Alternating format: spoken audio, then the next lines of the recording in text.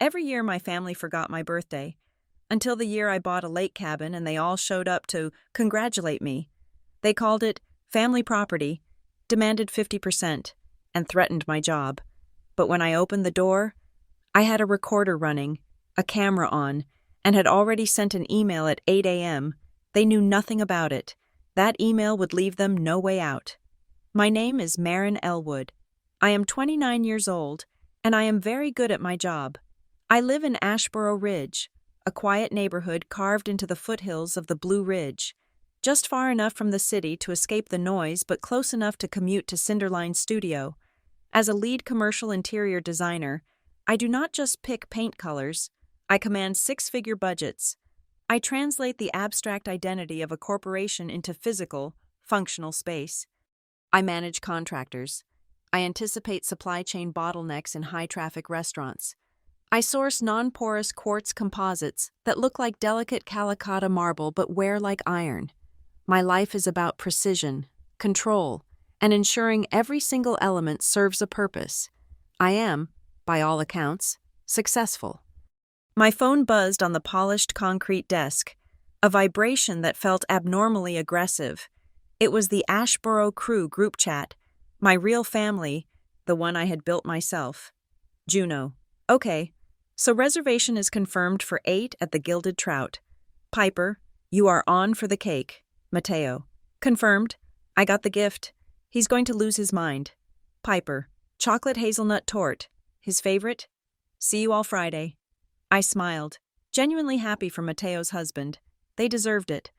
I silenced the notification and my eyes drifted to the digital calendar on my monitor. Wednesday, October 18th. My own birthday, October 15th, had passed 3 days ago. I had checked my phone that Sunday. It is a ritual of self-punishment I seem incapable of breaking. I woke up, made coffee, and checked. Nothing. At 9 a.m., after I had showered and dressed, nothing. At noon, after I had taken myself out for an expensive brunch, still nothing. By the time I blew out the single, sad candle I had stuck in a grocery store cupcake at 10 p.m., the silence from my family was absolute. Not a text, not a missed call, not even a low-effort, forwarded happy birthday gif. Nothing from my mother, Elaine, a woman who managed 3 separate philanthropic committees but could not schedule a text to her daughter. Nothing from my father, Victor, a man who ran an import-export empire and remembered every client's anniversary but never his child's. And nothing from my older sister, Sabine, who lived 20 minutes away and posted no fewer than 6 times that day about her yoga brunch. This was not new. This was the architecture of our relationship. My 21st birthday, the big one, everyone anticipates. I had waited at a restaurant with Juno and Mateo, watching the door, an hour in. Victor called. A last-minute merger required his full attention. You understand. Maren, this is business. My 25th. A milestone. Elaine and Sabine had gone on a spa weekend to Arizona. Oh, honey. The dates just got completely mixed up. We booked this months ago. We will celebrate when we are back. They never did. Last year. My 28th? A text from Elaine 2 days later. Oh God, was that this weekend? Things have been insane with the gala. Maren, you understand. You are the low-maintenance one. Thank goodness. Low maintenance. That was their word for easy to ignore. October 15th just happened to be the most inconvenient date in their calendar. Every single year, I was the responsible one, the quiet one, the one who built a career while Sabine built a social media following. I was the one who never asked for anything, and so I received nothing. But something snapped on Sunday night, staring at that stupid, waxy cupcake. I was done waiting for an invitation to my own life. I was done being low maintenance. I opened my laptop, navigating past the complex Cinderline project files. I pulled up the real estate listing I had starred 3 weeks prior, a property I had visited in secret. I emailed the agent, copying my mortgage broker. I will take it. I am accepting the listed price, waiving no contingencies. I have the financing pre-approved and can wire the 20% deposit tomorrow. No more waiting. The cabin was 2 hours north of Ashboro Ridge, a straight shot up the highway. Perched on the quiet, undeveloped side of Larkspur Lake, it was not a fixer-upper. My entire career was spent managing other people's renovations, and the last thing I wanted was a personal project. This was a sanctuary. It was exactly as the listing promised, only better. The agent had undersold the privacy. The exterior was clad in dark, moody cedar that smelled like sharpened pencils and high-altitude rain. The entire back wall, facing the water, was a seamless expanse of floor-to-ceiling glass, blurring the line between the living room and the lake. It made the modest square footage feel infinite. A simple, sturdy wooden dock extended 20 feet into the deep water, and the property included 2 full acres of dense, private pine forest. It was silent, save for the wind in the trees and the lapping water. It was secure. I closed the sale on Friday, the 17th. I spent all of Saturday moving in the essentials: a deep, forest green velvet sofa, a professional-grade espresso machine, a 1,000-thread count sheet set, and a bed frame strong enough to feel permanent. That Saturday night, I had my party, the real party. Juno, my oldest friend and a physical therapist who could diagnose a gait from 50 yards, arrived first, hauling a case of expensive craft cider. "Okay, this is obscene," she said, walking straight to the glass wall. "You did this. You really did this. It is solid." Marin, Matteo, my colleague from Cinderline, came next. He was the only one who truly understood the language of space. He ran his hand over the cold, thick quartz countertop. "Good bones. Elwood, the lighting in this cove is perfect. You could host a client here." "I am never hosting a client here," I said, and the words felt liberating. And Piper, a pastry chef whose creations were edible architecture, arrived last, carrying a pristine white box. "I did not know what a revenge cabin cake looked like," she announced. "So I made you a salted caramel layer cake with burnt sugar shards." It felt appropriately dramatic and a little violent. We did not do much. We ate the cake. It was divine, the bitter caramel cutting the sweet. We drank the cider. We sat by the massive, rough-hewn stone fireplace, the glass wall showing us nothing but the black water and the reflection of the flames. "This place is an armor," Matteo said quietly, looking into the fire. "It is a boundary," Juno corrected, smiling. "A boundary with a killer view." I felt a sensation I could not immediately place. It was a profound lack of tension in my shoulders. It was peace, yes, but a specific kind. It was the feeling of existing without having to perform, or justify, or apologize for the space I occupied. It was the absence of having to earn celebration. It was, I realized, unconditional happiness. "To the cabin," Juno toasted, raising her glass. "To Marin," Matteo corrected, raising his. "To paying yourself first," Piper concluded, taking another slice of cake. Later that night, long after they had made the 2-hour drive back to the city, I sat alone by the dying embers. I took a picture of my feet propped up on the stone hearth, the fireplace crackling, and the dark outline of the lake visible through the window. I posted it to my private Instagram, the one only friends and colleagues saw. The caption was simple: "Best birthday ever." Monday morning, the bubble did not burst. It was nuked.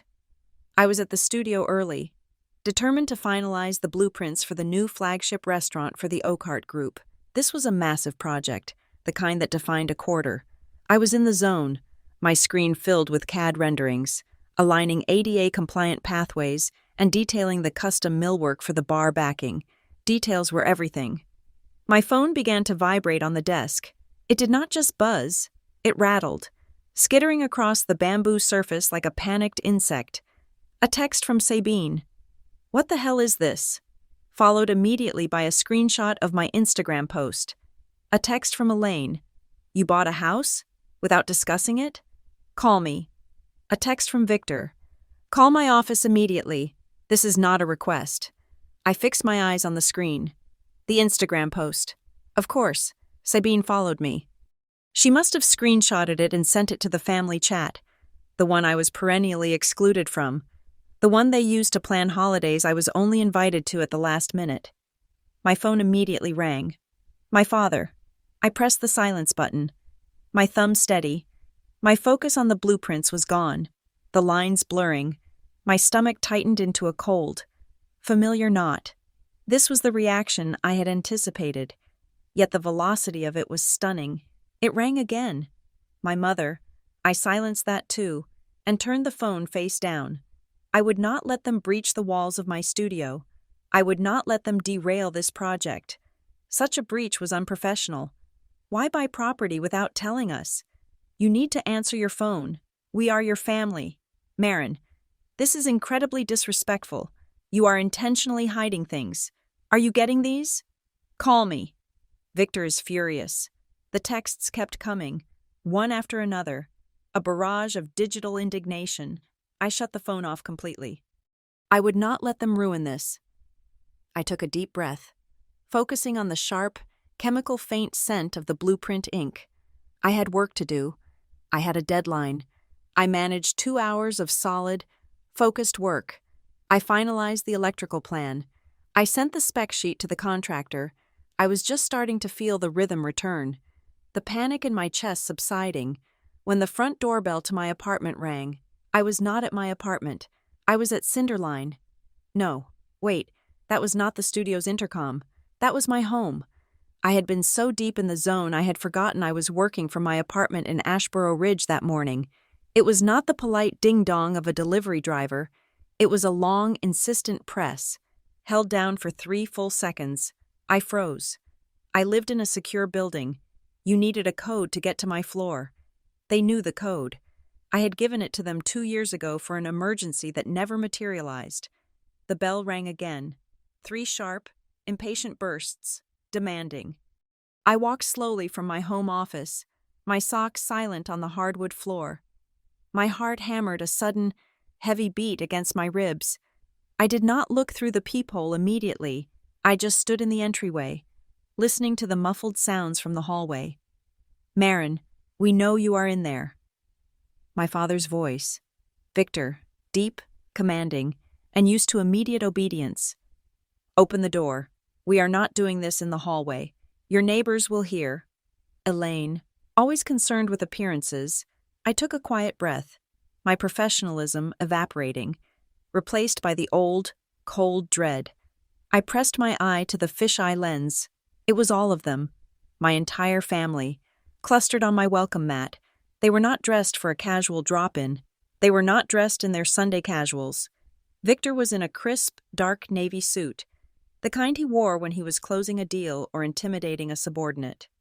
Elaine wore a cream-colored cashmere wrap, her concerned matriarch armor, her hair perfectly coiffed, her expression stern, and Sabine, my sister, stood slightly behind them, looking impeccable in designer jeans and a silk blouse, already looking bored and scrolling through her phone. But she was here. She was part of the delegation. They looked organized. They looked unified. They looked exactly like a team of corporate negotiators arriving to claim a disputed asset. I opened the door. The sound of the deadbolt sliding back, a heavy metallic thunk, felt like a concession. It felt like the first step in a surrender I did not agree to. They did not wait for an invitation. Victor brushed past me, his shoulder barely grazing mine. He carried the scent of expensive cologne and entitlement. He walked directly into my living room, surveyed the space, and sat down. He did not take the guest chair. He took my main armchair, the deep-seated Eames lounger I had saved for 2 years to buy. He settled into it, lacing his fingers over his stomach, looking as if he were the host, and I was the one who had arrived unannounced. Elaine, my mother, glided in behind him. Her cashmere wrap was draped perfectly, her pearls gleaming. She sat on the edge of my sofa, her spine perfectly straight, her purse placed precisely by her side. She looked like she was chairing a committee meeting. Sabine, my sister, was the last. She drifted in, her eyes immediately scanning my artwork, my bookshelves. I could see the faint, critical appraisal in her expression. She did not sit. She leaned against the entryway wall, pulled out her phone, and began to scroll, as if this entire event was an inconvenience she was forced to attend. I closed the door, the click echoing in the suddenly cold room. My apartment, my sanctuary, now felt like a compromised space. I did not sit. I remained standing in the entryway, my arms crossed. "I am in the middle of a project," I said. My voice was tight. "What is this?" Victor did not look at me.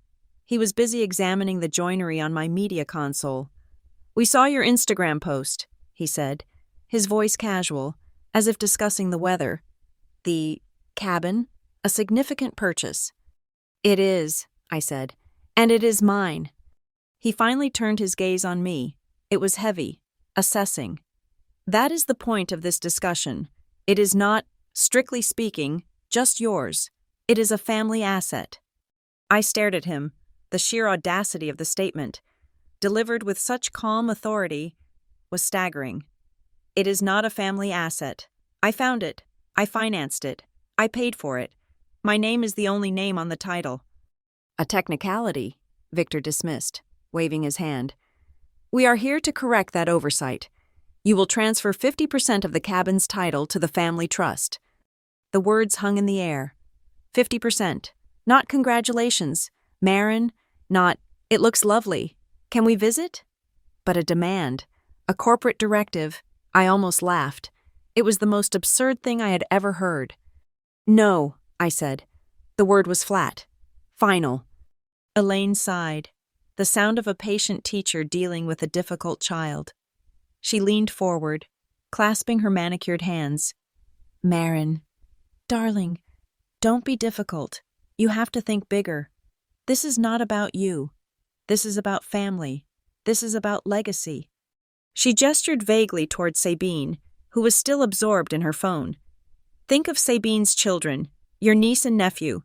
They need a place to go in the summer, away from the city. This is how families build memories. You have this beautiful property, and it is your responsibility to share it. It is the moral thing to do." The moral thing to do.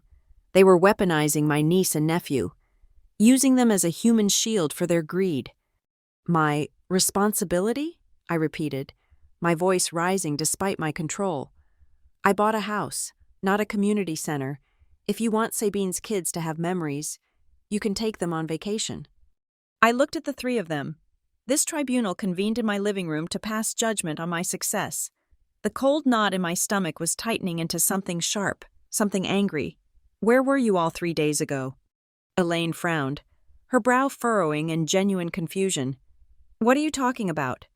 "Sunday," I said. "October 15th, my birthday, the one I spent alone, because not one of you remembered to call. Not one of you sent a text. You do not get to ignore my existence for 364 days a year and then show up demanding half of my property when I finally buy myself a gift." Victor let out a sharp, impatient breath.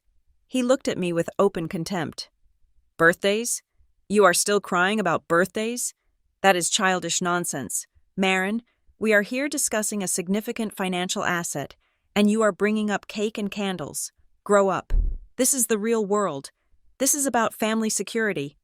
"So, my birthday is childish," I clarified, my voice dropping. "But showing up uninvited to demand half of my house like a spoiled toddler is family security?"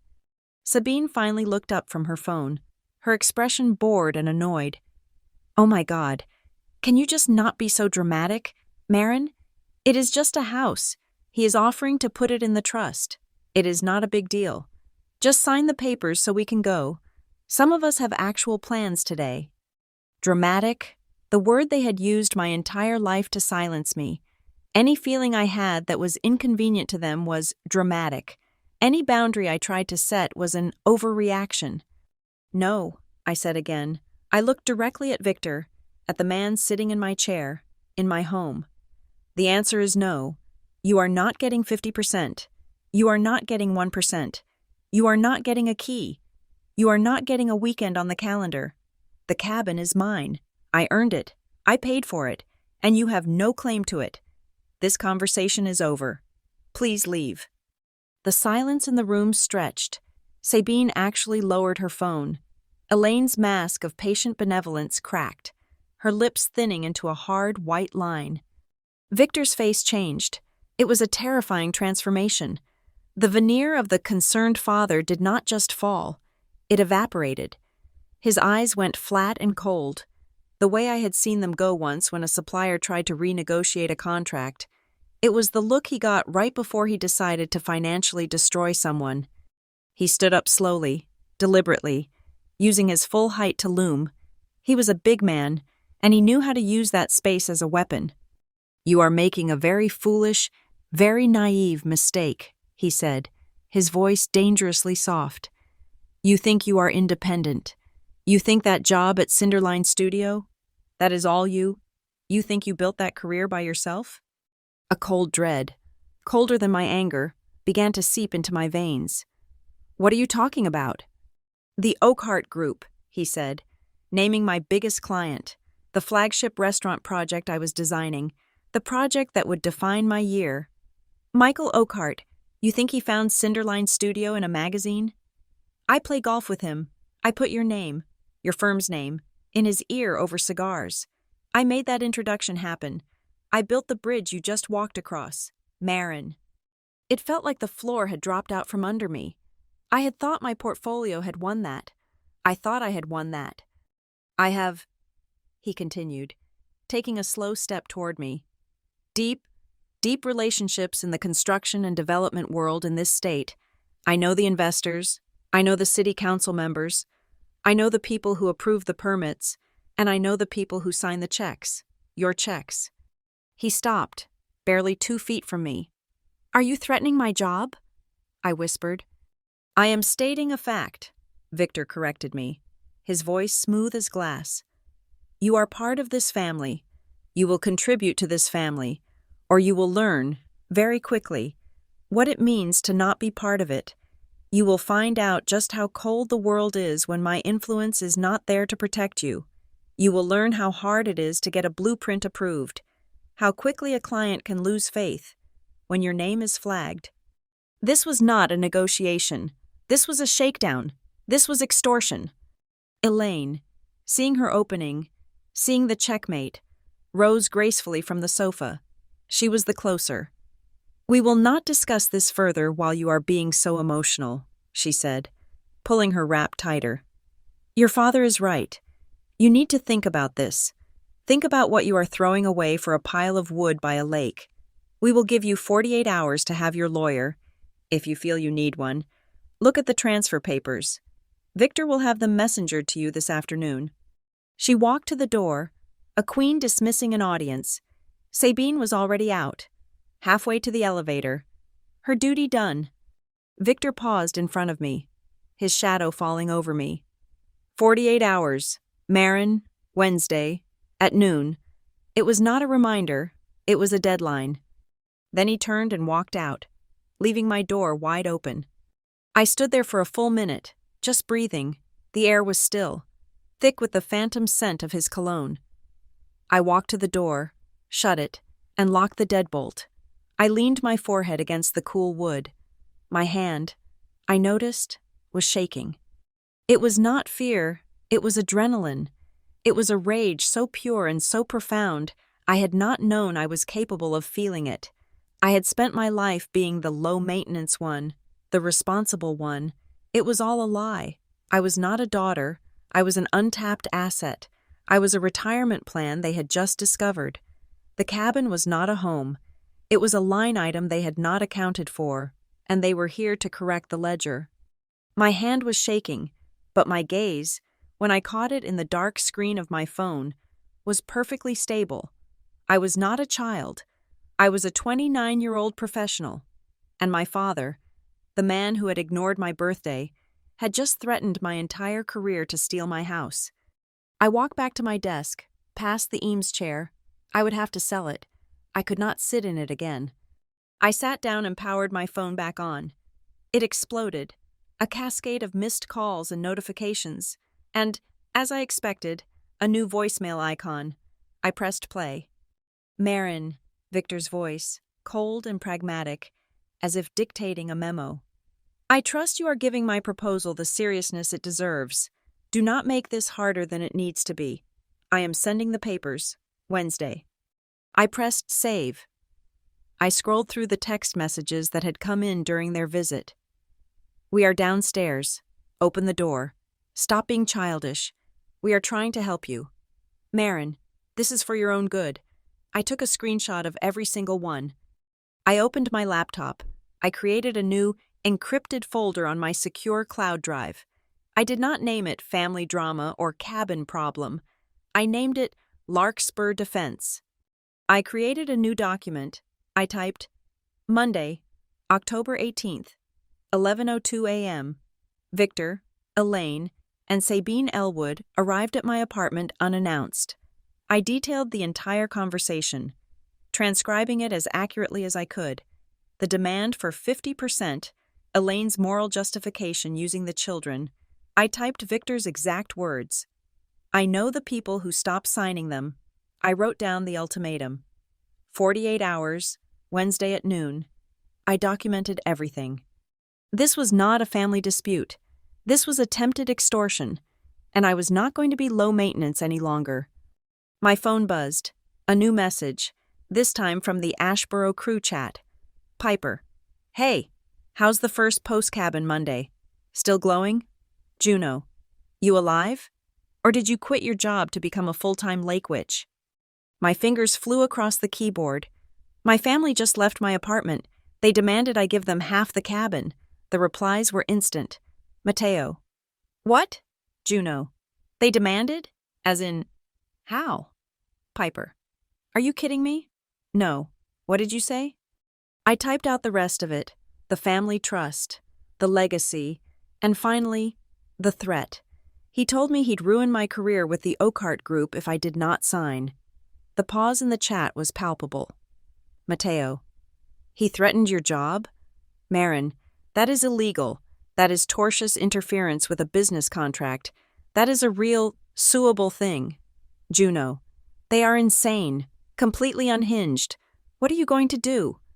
You need a lawyer, not a family counselor. Marin, a real shark-level lawyer. Piper. Okay, I am officially making a cake. A giant, black, bitter chocolate cake, and I am flavoring it with regret and righteous fury. A small, sharp smile touched my lips. I am documenting, I typed back. I am saving every message, every voicemail, every threat. I dragged the audio file of Victor's voicemail into the Larkspur Defense folder. I uploaded the screenshots of the text barrage. I saved my own typed-up declaration. I was no longer a daughter being bullied. I was a designer building a case, and I would use the same precision I used for my blueprints to defend it. The 48-hour clock was ticking. Tuesday was a blur of calculated, surface-level calm. I spent the day at the Cinderline studio, immersed in the Oakheart blueprints, my focus absolute. I communicated with contractors. I cross-referenced building codes. I acted, to any outside observer, like a woman whose only concern was the precise specification of brushed bronze hardware. But beneath that performance, a different part of my brain was running a parallel process. It was analyzing the threat from Monday. The deadline, Wednesday at noon, loomed. Every email I sent, every phone call I made, was done with the hyper-awareness that my career was now a hostage. Victor had not just threatened me, he had infected my work, turning my greatest accomplishment into my greatest vulnerability. I left the studio at 6, declining evening drinks with Mateo. I needed to be home. I needed to be in my fortress.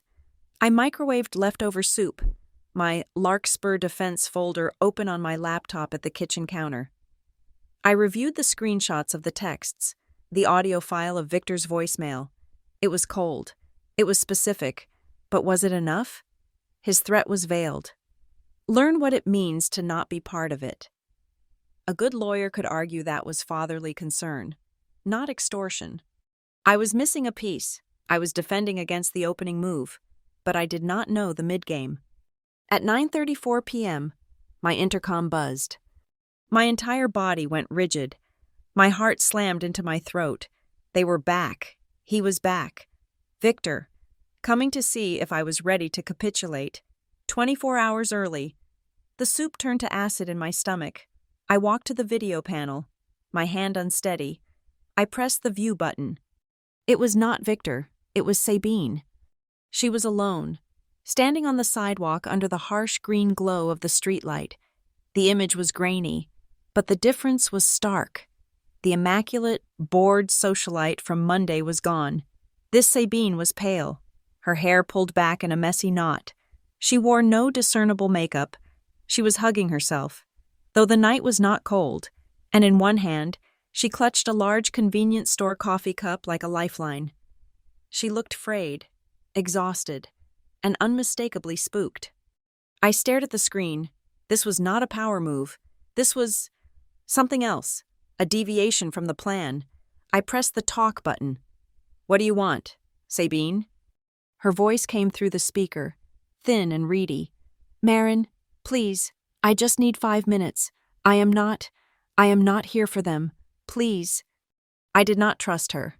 Sabine had been the lookout her entire life, the one who ran interference while our parents executed their maneuvers, but she was also, at her core, a coward. And right now, she looked terrified. A terrified ally is sometimes more useful than a brave one. I buzzed her in. I did not open my door wide. I unlatched the deadbolt and opened it exactly 6 inches, keeping the security chain engaged. She arrived at the door, her breathing shallow. She did not try to push her way in. She just stood in the hallway, her eyes darting nervously toward the elevator, as if she was afraid of being followed. "You should not be here," I said, my voice flat. "I know. I cannot stay long." She took a shaky sip of her coffee. I heard them last night. Marin, after we left your apartment."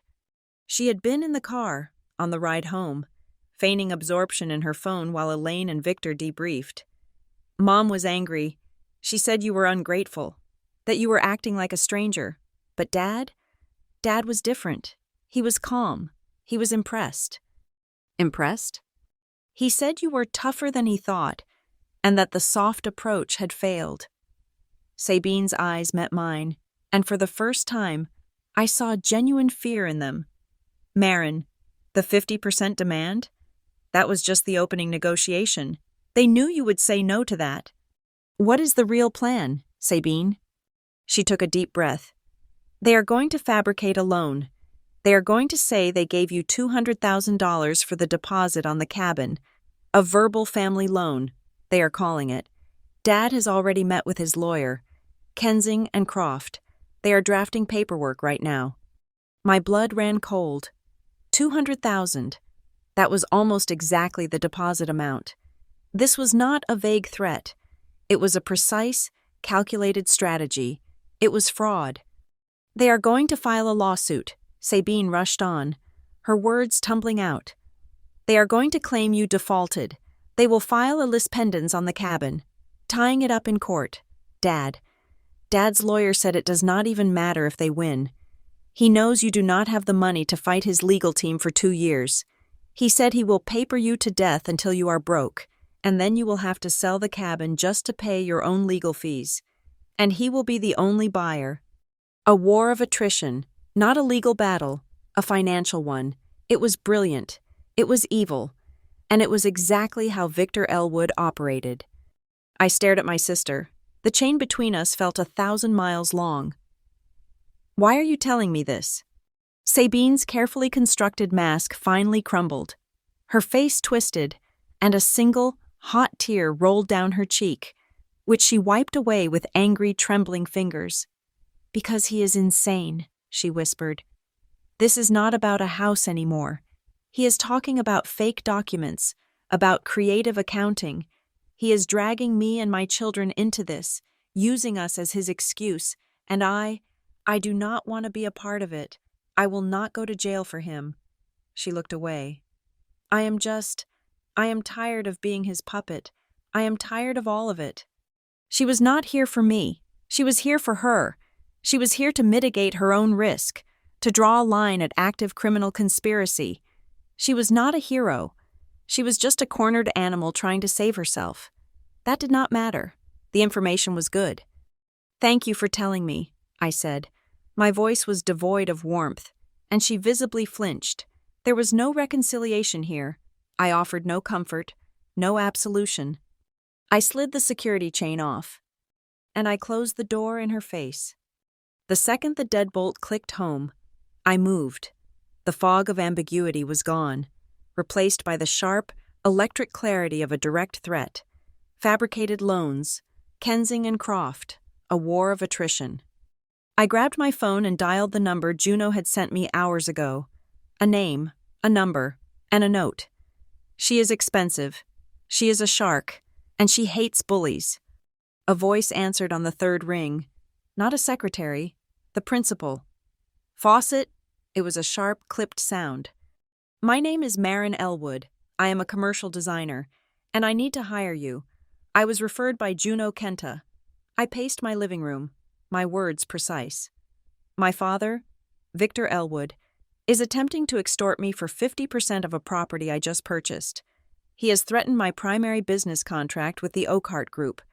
I have just received credible information that he and his legal team are, as we speak, fabricating a $200,000 loan document to file a fraudulent lawsuit and tie up the asset in litigation."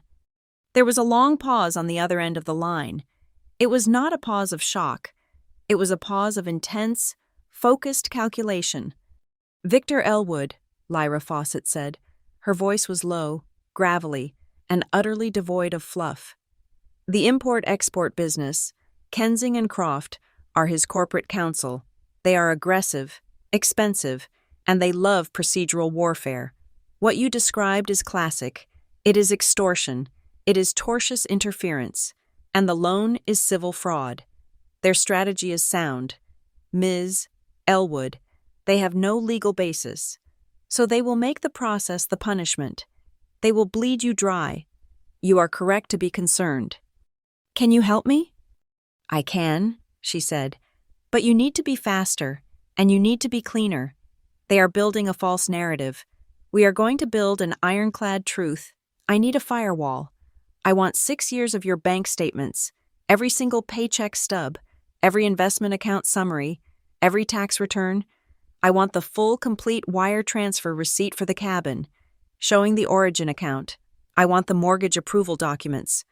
We are not just going to say he did not give you money. We are going to build an impenetrable roadmap of every dollar you have earned, saved, and spent. We will show a court that not one single cent of that cabin came from anyone but you. Can you get me that?" "I can get it to you tonight," I said. "Good. My paralegal will open a secure portal for you in the next 5 minutes. Upload everything. This is your new full-time job. Ms. Elwood, your father thinks he is at war with his daughter. We are going to make sure he finds out he is at war with me." The line clicked dead. My apartment became a command center. For the next 3 hours, I did not think. I executed. I logged into my bank, my investment accounts, my payroll portal at Cinderline. I downloaded 6 years of financial history. The scanner whirred as I fed it my tax returns. A mountain of data, of late nights, of saved bonuses, of responsible, boring, documented work. I uploaded every PDF to Lyra's secure portal. My money trail becoming a digital fortress. The $200,000 down payment was there. A single, clean wire transfer from my high-yield savings account, an account Victor did not even know existed. But Lyra had made me paranoid. Data was not enough. I needed physical security. At 1 a.m., I was at an all-night electronics store.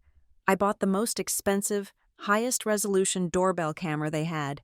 I bought a 3-pack of smart locks, and I bought a voice-activated audio recorder, a slim black device that looked like a high-end fountain pen. Back at my apartment, I changed the locks on my door.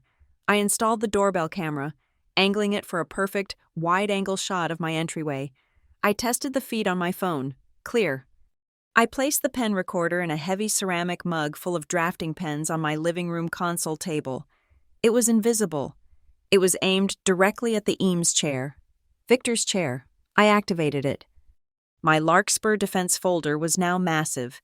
the financial roadmap, the screenshots, the audio file from Victor. I copied the entire contents onto 2 new, encrypted USB hard drives. Tomorrow morning, before I went to the studio, I would go to my bank. One drive would go into my safe deposit box, the other would go with me. Redundancy. I opened the log file I had created. The timeline of events. I added the new entry. Tuesday, October 19th, 9:34 p.m. Sabine Elwood arrived. Confirmed plan to fabricate $200,000 loan. Confirmed Kensing and Croft retained. Stated Victor's intent is a war of attrition via litigation. It was almost 3 a.m. The ultimatum expired in 9 hours. I was exhausted, but my hands were steady. The fear and the rage from Monday had cooled, hardening into something else. Cold, clear resolve. I sat at my desk. I pulled out a fresh sheet of heavy, cream-colored cardstock, the kind I used for final client presentations. I took a black felt-tip pen. I wrote 3 words in the center of the page, in clean, architectural block capitals. Legal, reputation, safety. This was the brief. This was the project. My father had started a war on 3 fronts. He had underestimated me. He thought I was the low-maintenance daughter. He had forgotten I was a designer. He had forgotten I build things to last, and I would not, under any circumstances, lose. I went to the bank at exactly 8 a.m. on Wednesday.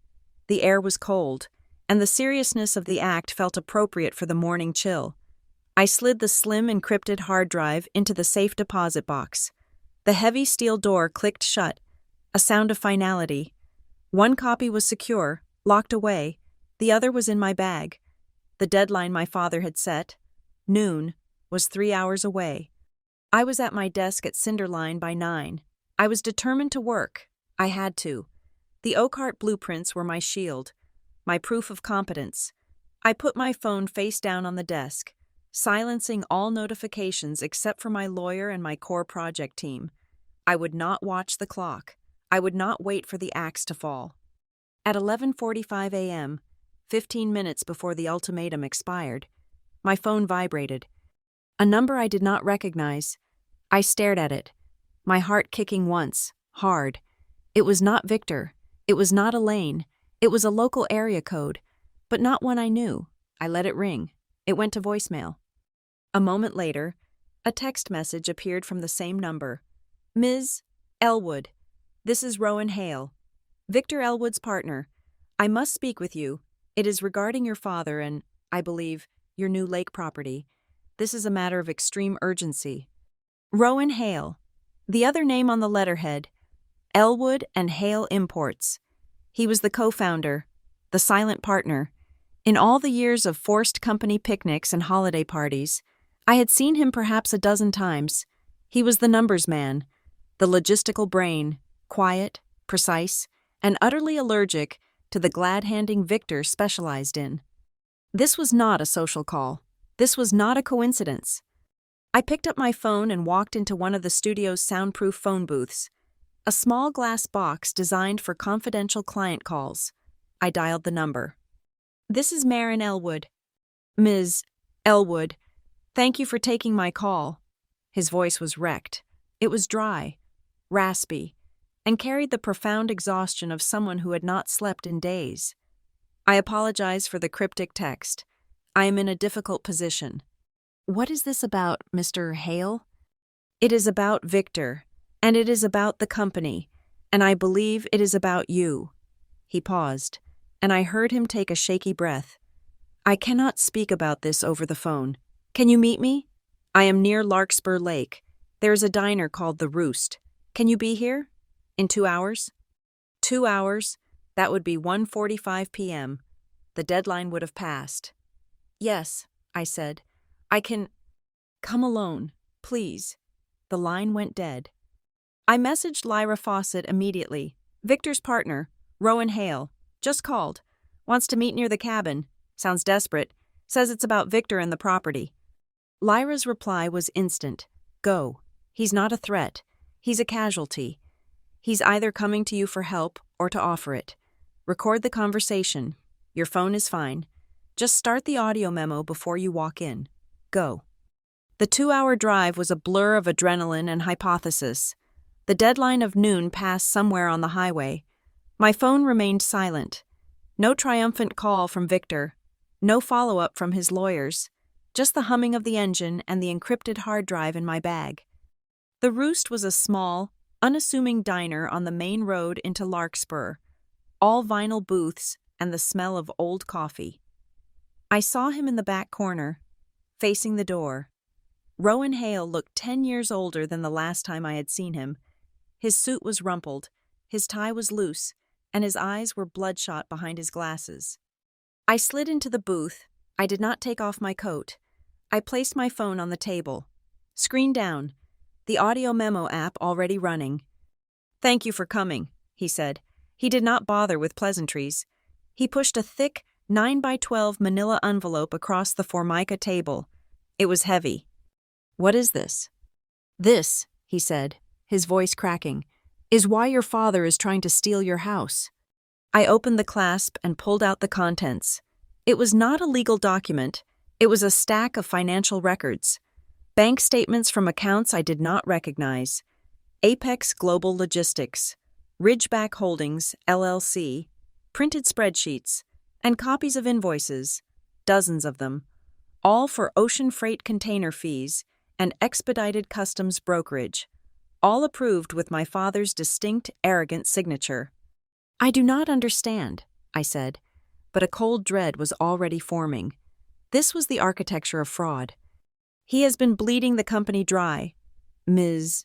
Elwood," Rowan said. His bitterness was palpable. "For at least 18 months, maybe longer, he created shell corporations. Apex, Ridgeback, they do not exist. They are just bank accounts. He has been filing fake invoices for phantom shipments, signing off on them himself, and routing the payments to those accounts." He tapped the top spreadsheet, a summary he had clearly prepared himself. A single line item at the bottom was circled in red pen. "As of my audit this past weekend, I have traced over $700,000. $700,000. The room tilted. "Why?" I whispered. "The company is successful." "The company was successful," Rowan corrected. "Victor made a series of catastrophic private investments. A commercial real estate deal in Atlanta went under. He tried to cover it. He got caught in a cycle. Leveraging one bad debt to pay for another. He started pulling from the company, thinking he could pay it back before the quarterly audits. He never did. He just dug the hole deeper." He looked up at me, his eyes hollow. "He is insolvent, Ms. Elwood. He is broke, and he is about to be exposed. Our full corporate audit, the one we cannot control, is next month. He is desperate. He needs a life raft. He needs a clean, liquid asset he can leverage. Something he can get his hands on fast to plug the most immediate holes."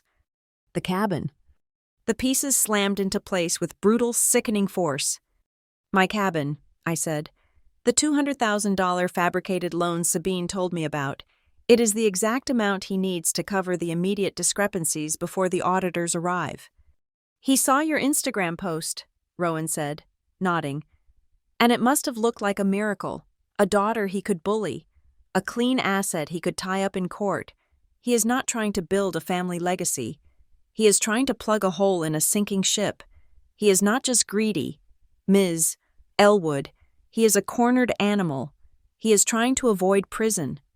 It all made sense. The theatrical, coordinated arrival at my apartment, the family trust, the moral grandstanding from my mother, the veiled threats. It was all a script, a desperate, poorly written play to cover the real, criminal truth.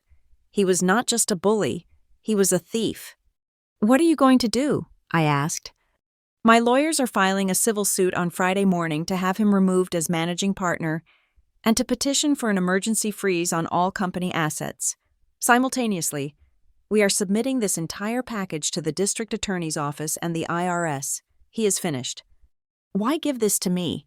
Why not just let him self-destruct?" Rowan leaned forward, his voice dropping. "Because his only play is your cabin. He will still file that fraudulent suit. He will still try to drag you down. hoping to bleed you dry and force a settlement. His lawyers will paint you as the ungrateful daughter. But this is your defense. This is the truth. This proves his motive. It demonstrates his character. It shows a pattern of fraud. He is not a concerned father seeking repayment. He is a desperate criminal trying to secure illicit funds. This is your leverage. I slid the documents back into the envelope. My hands were perfectly steady. May I make copies of this? I am counting on it, he said. He is trying to ruin both of us. Do not let him. I drove back to my apartment, the envelope on the passenger seat like a live grenade. The anger from Monday felt juvenile, simplistic.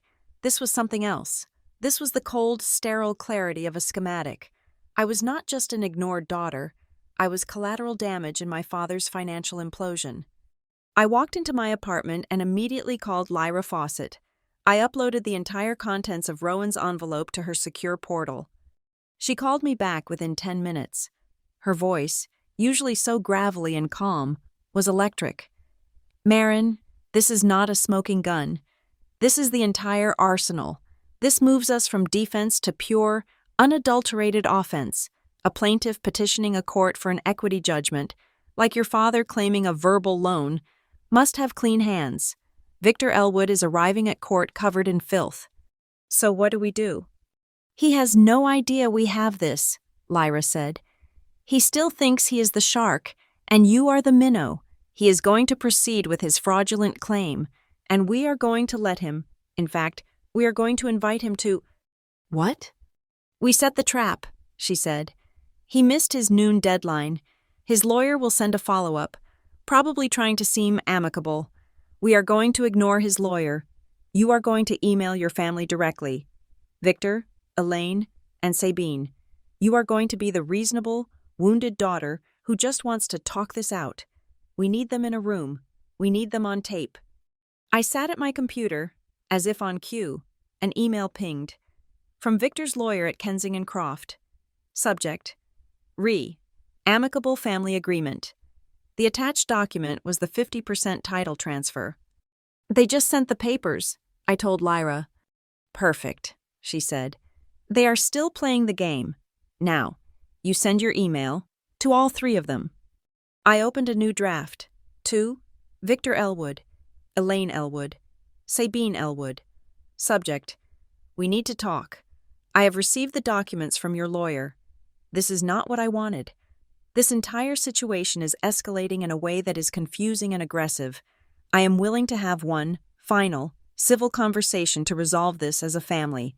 I am available this Friday at 6 p.m. at my apartment. Please let me know if you will attend. I paused, my fingers hovering over the keys. Now, add the magic bullet, Lyra said. I typed as she dictated. To ensure everyone is clear on what is agreed, and there are no further misunderstandings, I will be making an audio recording of the conversation solely for my own documentation purposes.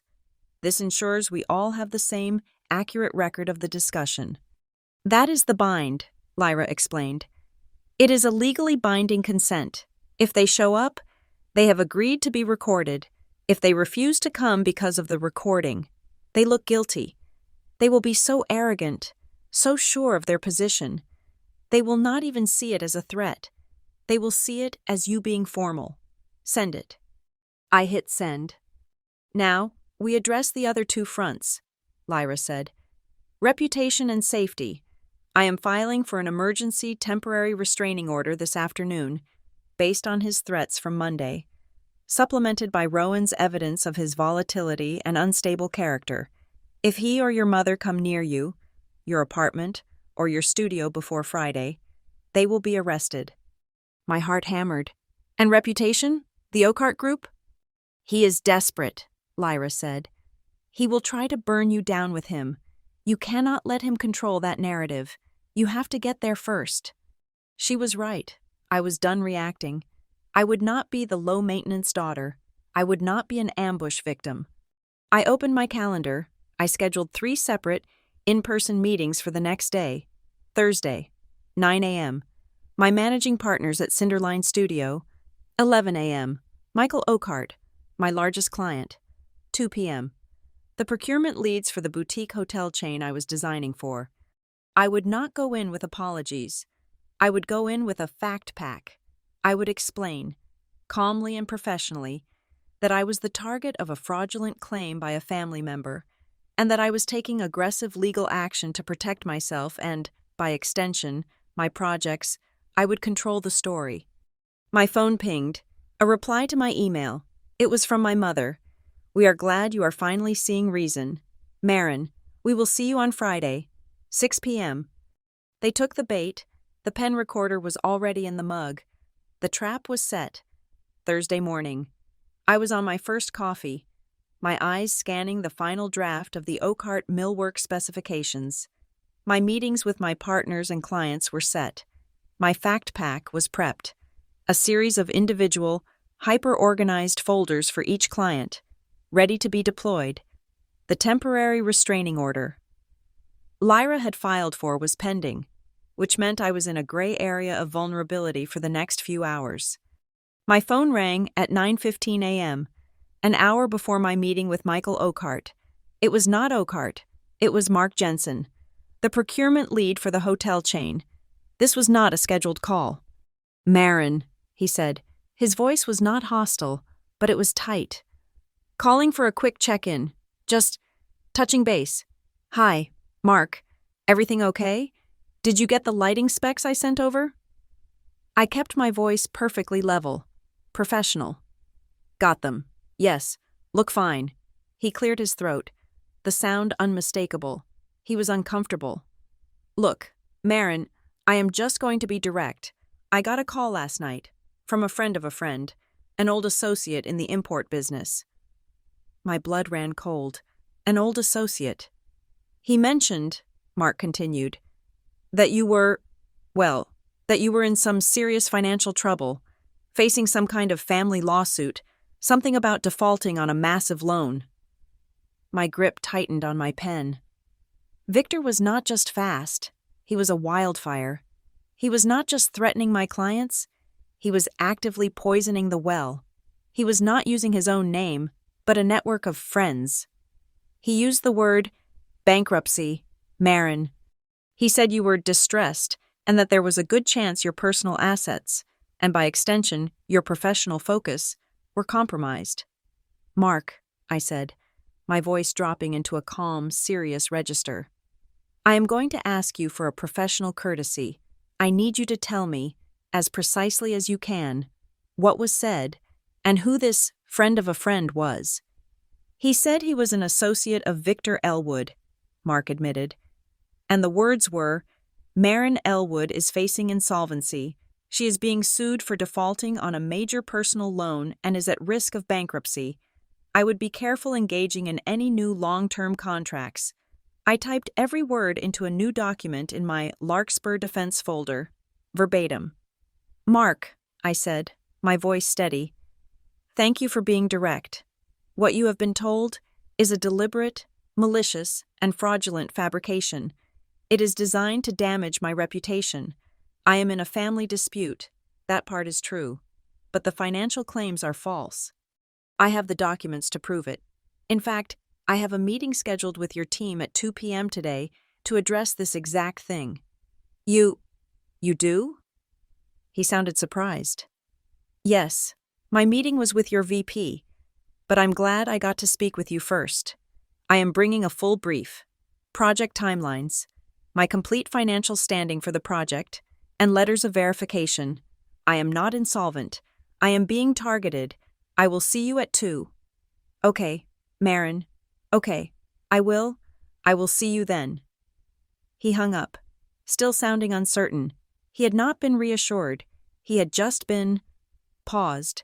My phone rang again. It was not even 10 minutes later. A different client. A smaller restaurant group. "Marin? Hi. Just calling. I heard a really disturbing rumor. Something about you losing your professional indemnity insurance due to bankruptcy?" This time, the attack was different. More specific, more insane. "Who did you hear that from?" I asked, my fingers already flying across the keyboard, documenting. "A friend who supplies restaurant equipment. He said he Heard it from a buddy of Victor Elwood's. He had an army of whispers. That is categorically false, I said. I am in a private dispute with that man, and he is attempting to interfere with my business. I am happy to send you a copy of my current, paid-in-full insurance certificate, right now, along with the complete progress report for your project, which is, as you know, 2 weeks ahead of schedule. You would send that? I am emailing it to you as we speak, I said. You have been fed a lie. I am dealing with it, legally and professionally. I hung up, my heart hammering. This was not a war on two fronts. This was a war on all fronts. He was trying to sever my professional lifelines, one by one, before I could even get to my Friday meeting.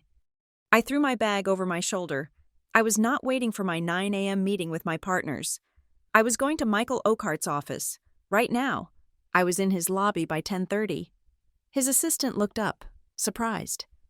Marin, you are early. You are not on for another half hour. I know.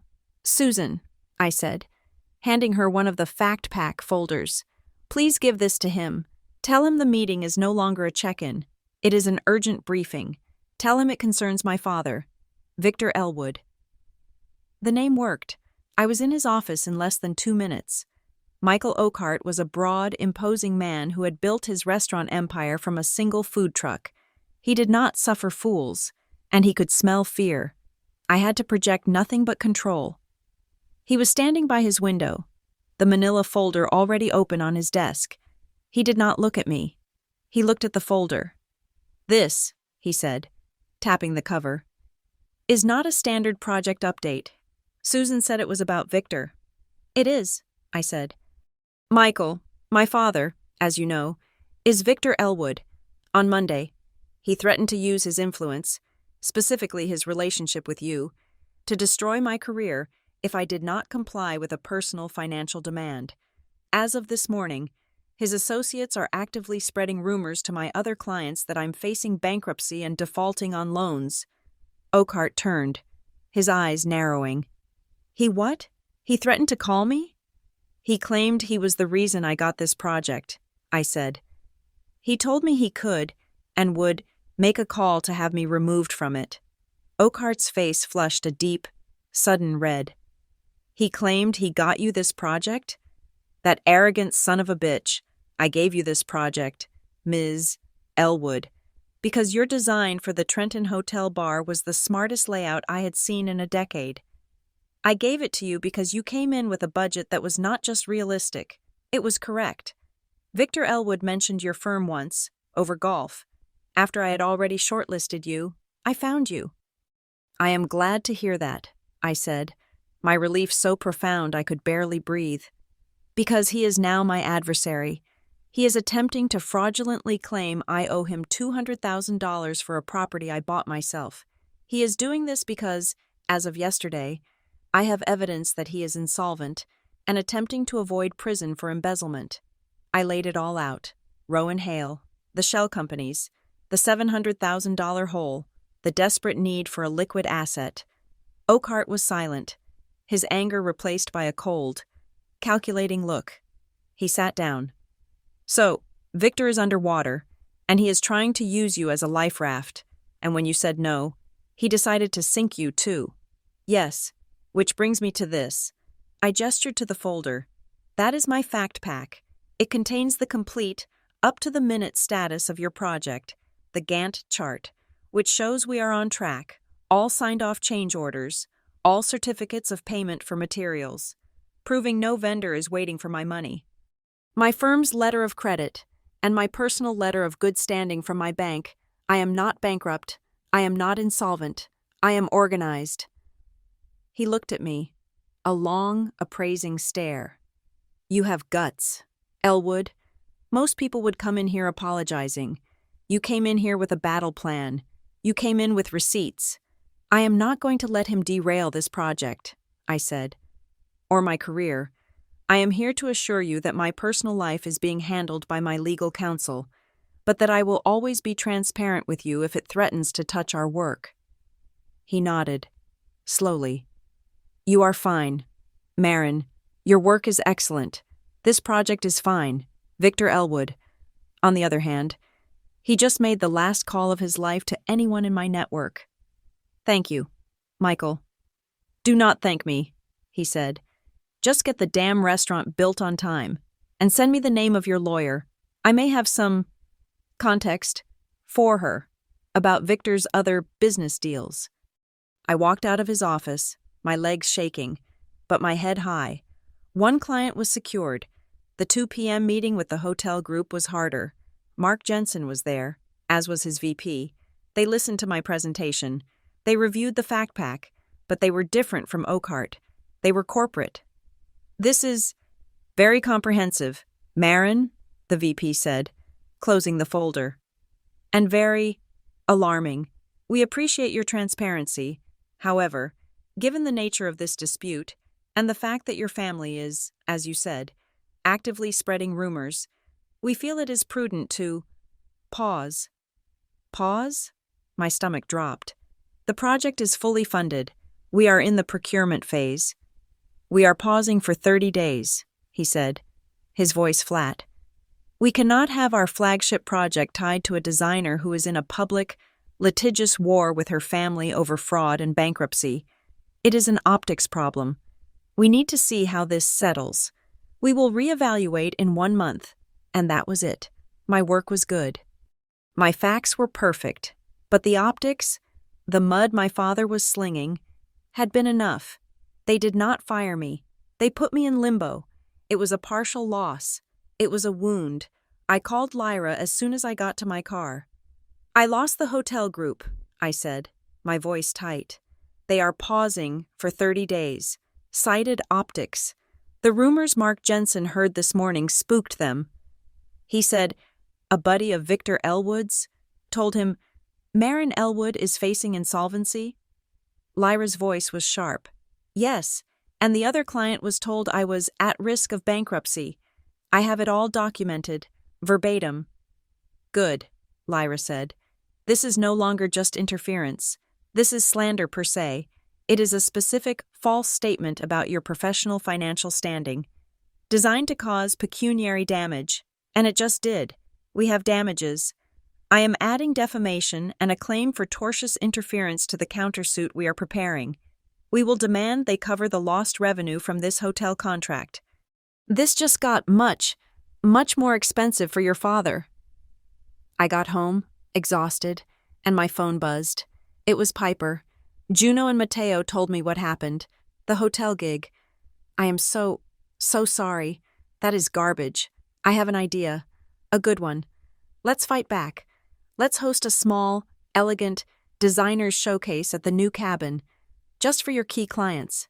Oakhart, maybe a few others. We will make it soft. No drama. Just show them. Show them the cabin. Show them you are stable, successful, and your taste is impeccable. I will cater. We will make it a beautiful, soft focus event. It was a brilliant idea. A beautiful, smart idea, but the thought of bringing my clients, my assets, to the very place that was the center of the war, it was a risk. I cannot, I typed back. Piper, it is a perfect idea, but I cannot, not yet. Lyra is getting a TRO, but it is not served. The cabin is not secure. It is the one place I know they are focused on. It is not safe. I cannot mix my clients with that. I have to keep the fronts separate. Safety first. Piper's reply was instant. Got it? You are right. Safety first. So, what is the new plan for PR? I looked at my laptop, at my LinkedIn profile. My father was using a whisper network. I would use a public one. I opened my portfolio and pulled up the case study for the Trenton Hotel. The project Oakhart had loved. It was clean. It was finished, and it had won a regional design award 6 months ago. I wrote a short, professional post, a look back at the Trenton Hotel lobby bar, a challenging space transformed through custom millwork and a focus on durable, elegant materials. Proud of this project and the team that brought it to life. I tagged Cinderline. I tagged the lighting supplier. I tagged the photographer. It was sterile. It was professional. It was data. It said, I am not a bankrupt victim. I am a successful designer, and I am busy working. I hit post. Within an hour, Matteo and Juno had both commented and shared it. Matteo: still one of my favorite projects. Marin: your command of that complex space was brilliant. Juno: I have been here. The pictures do not even do it justice. Flawless work. Other colleagues from Cinderline liked it. A few old clients commented. It was a small thing, a single post. But it was a counter-narrative. It was a fact pack for the public. My friends were building a trust circle around me, validating my work, pushing back against the whispers with public, verifiable facts. I then went into my phone's settings. I found a call logging app that Lyra had recommended. I installed it. I configured it to automatically record and transcribe any call from an unknown number or from any number associated with my family. The trap for Friday was set. But now, so was the defense. The first wave of his attack on my reputation had been costly, but it had been contained. The hotel project was paused, not lost. Oakhart was secured. My other clients had been reassured. The war of whispers had stabilized. Now, it was time for the war in my living room. Friday, 5:45 p.m. The apartment was quiet. It was too quiet. I had spent the afternoon not at Cinderline, but in a state of hyper-preparation. I had double-checked the charge on the slim black audio recorder in the pen mug. I had tested the feed from the new, high-resolution doorbell camera. My laptop was open on my kitchen island. Ready. My Larkspur defense folder was minimized. A digital landmine waiting to be triggered. This was not a family meeting, it was a deposition, and I was the one asking the questions. My phone buzzed. A text from Lyra Fawcett. They will try to make you emotional. Do not get emotional. You are not a daughter. You are a witness. Get the fraud on the record. Get the threat on the record. Stick to the script. I typed back one word. Understood. At exactly 6 p.m., the chime of my new doorbell camera echoed through the apartment. I looked at the video feed on my phone. There they were, clustered in the hallway, framed in the fisheye lens. Victor, front and center, his shoulders back, his jaw set. Elaine, beside him, clutching her purse, her expression one of forced, sorrowful gravity, and Sabine, standing half a step behind them, her eyes scanning the hallway, her face pale. They looked exactly as they had on Monday, a hostile negotiating team. I took one slow breath. I walked to the door and opened it. "Good evening," I said. My voice was calm, neutral. Victor walked past me, just as he had before. But this time I did not feel violated. I felt observational. He was predictable. He was a creature of habit. He strode directly to the Eames lounger, my chair, and sat down. Elaine followed, perching on the sofa. Sabine lingered by the door, refusing to commit to the room. "Marin," Victor began. He did not waste time. He reached into his expensive leather briefcase, the one he had carried for a decade. "I am glad you have decided to be sensible. Your email was a sign of maturity. We are here to finalize this, as a family." He placed 2 stacks of paper on the coffee table between us. They were held together with heavy-duty binder clips. "I am giving you 2 options," he said, in the exact same tone he used to pitch contracts. "Option A, the family option. This is the document your mother and I had prepared. It transfers 50% of the Larkspur property into the family trust. It is clean. It protects the asset for your niece and nephew, and we all move on. No hard feelings." He slid the first stack of paper toward me. I did not look at it. "Option B," he continued, his voice hardening slightly, "is the business option. Since you seem determined to treat this as a transaction." He slid the second, thinner stack of paper over. "This is the loan agreement, a simple acknowledgement of the $200,000 we advanced you for the deposit. You sign it, and we will work out a payment plan. Either way, this is resolved tonight." I looked at the second stack of papers. On top was a single sheet, printed on his corporate letterhead. It was titled, simply, "Receipt of Funds." It stated that I, Marin Elwood, acknowledged receipt of $200,000 from Victor Elwood for the purpose of a property purchase. It had a signature line for me. It had no account numbers. It had no dates. This was it, the fabricated loan, the linchpin of his entire fraudulent suit. I picked up the single sheet of paper. I did not look at Victor. I looked at the document. $200,000, I said, my voice quiet. This is fascinating. I have some questions for my records. Victor leaned back in the chair, magnanimous. Of course. What was the date of this transfer? I asked. It is not listed here. Victor's smile did not waver, but his eyes tightened. It was in September, before you closed. I do not recall the exact day. Your mother handled the wire. I turned my gaze to Elaine. Mom, do you recall the date? Elaine, who could recall the seating chart of a gala from 3 years ago, suddenly looked flustered.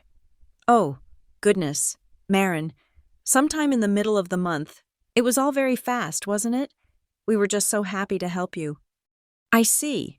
And which bank did this transfer originate from? Which of your accounts? I asked, looking back at Victor. And which of my accounts was it deposited into? I will need the full transaction records, of course, to properly document this for my taxes. The air in the room changed. The practiced, patient smiles faded. Sabine, by the door, actually stopped breathing for a second. This was not the script. I was not supposed to be asking for details. I was supposed to be crying, or yelling, or capitulating. Now, Marin, Victor said, his voice losing its warmth. That is just bookkeeping. We are a family. We do not need to get bogged down in bank statements. This is a matter of trust. Elaine saw the opening and jumped in, her voice swelling with manufactured tragedy. This is exactly what we were afraid of. Victor, she is turning this into something cold. Marin, this is your family. We are talking about trust, about love, about supporting each other. How can you sit there and demand statements from your own mother and father, who only wanted to help you secure your dream? She was good. She was very good. She was playing the victim, casting me as the cold, ungrateful daughter. The old me would have recoiled, would have apologized, would have tried to manage her feelings. The new me just let the performance hang in the air for a beat. I agree, I said, my voice cutting cleanly through her theatrics. Trust is important, and so is transparency. I wanted this meeting to be perfectly transparent, with no misunderstandings about who said what. I did not look at them. I looked at the pen cup on the console table, just over Victor's shoulder. Which is why, I continued, as I stated clearly in my email invitation on Wednesday, and which you, Mom, replied to and accepted, this entire conversation is being recorded for documentation purposes. Dead silence. It was the most beautiful silence I had ever heard. Victor froze. His eyes, which had been locked on me, darted past my head, scanning the room. He looked at the ceiling, at the bookshelves, and then, his gaze locked onto the pen mug. He saw it. He saw the slim black device nestled among the pens. Elaine's mouth, which had been open in mid-performance, snapped shut. You... what? You are... recording us? Victor said.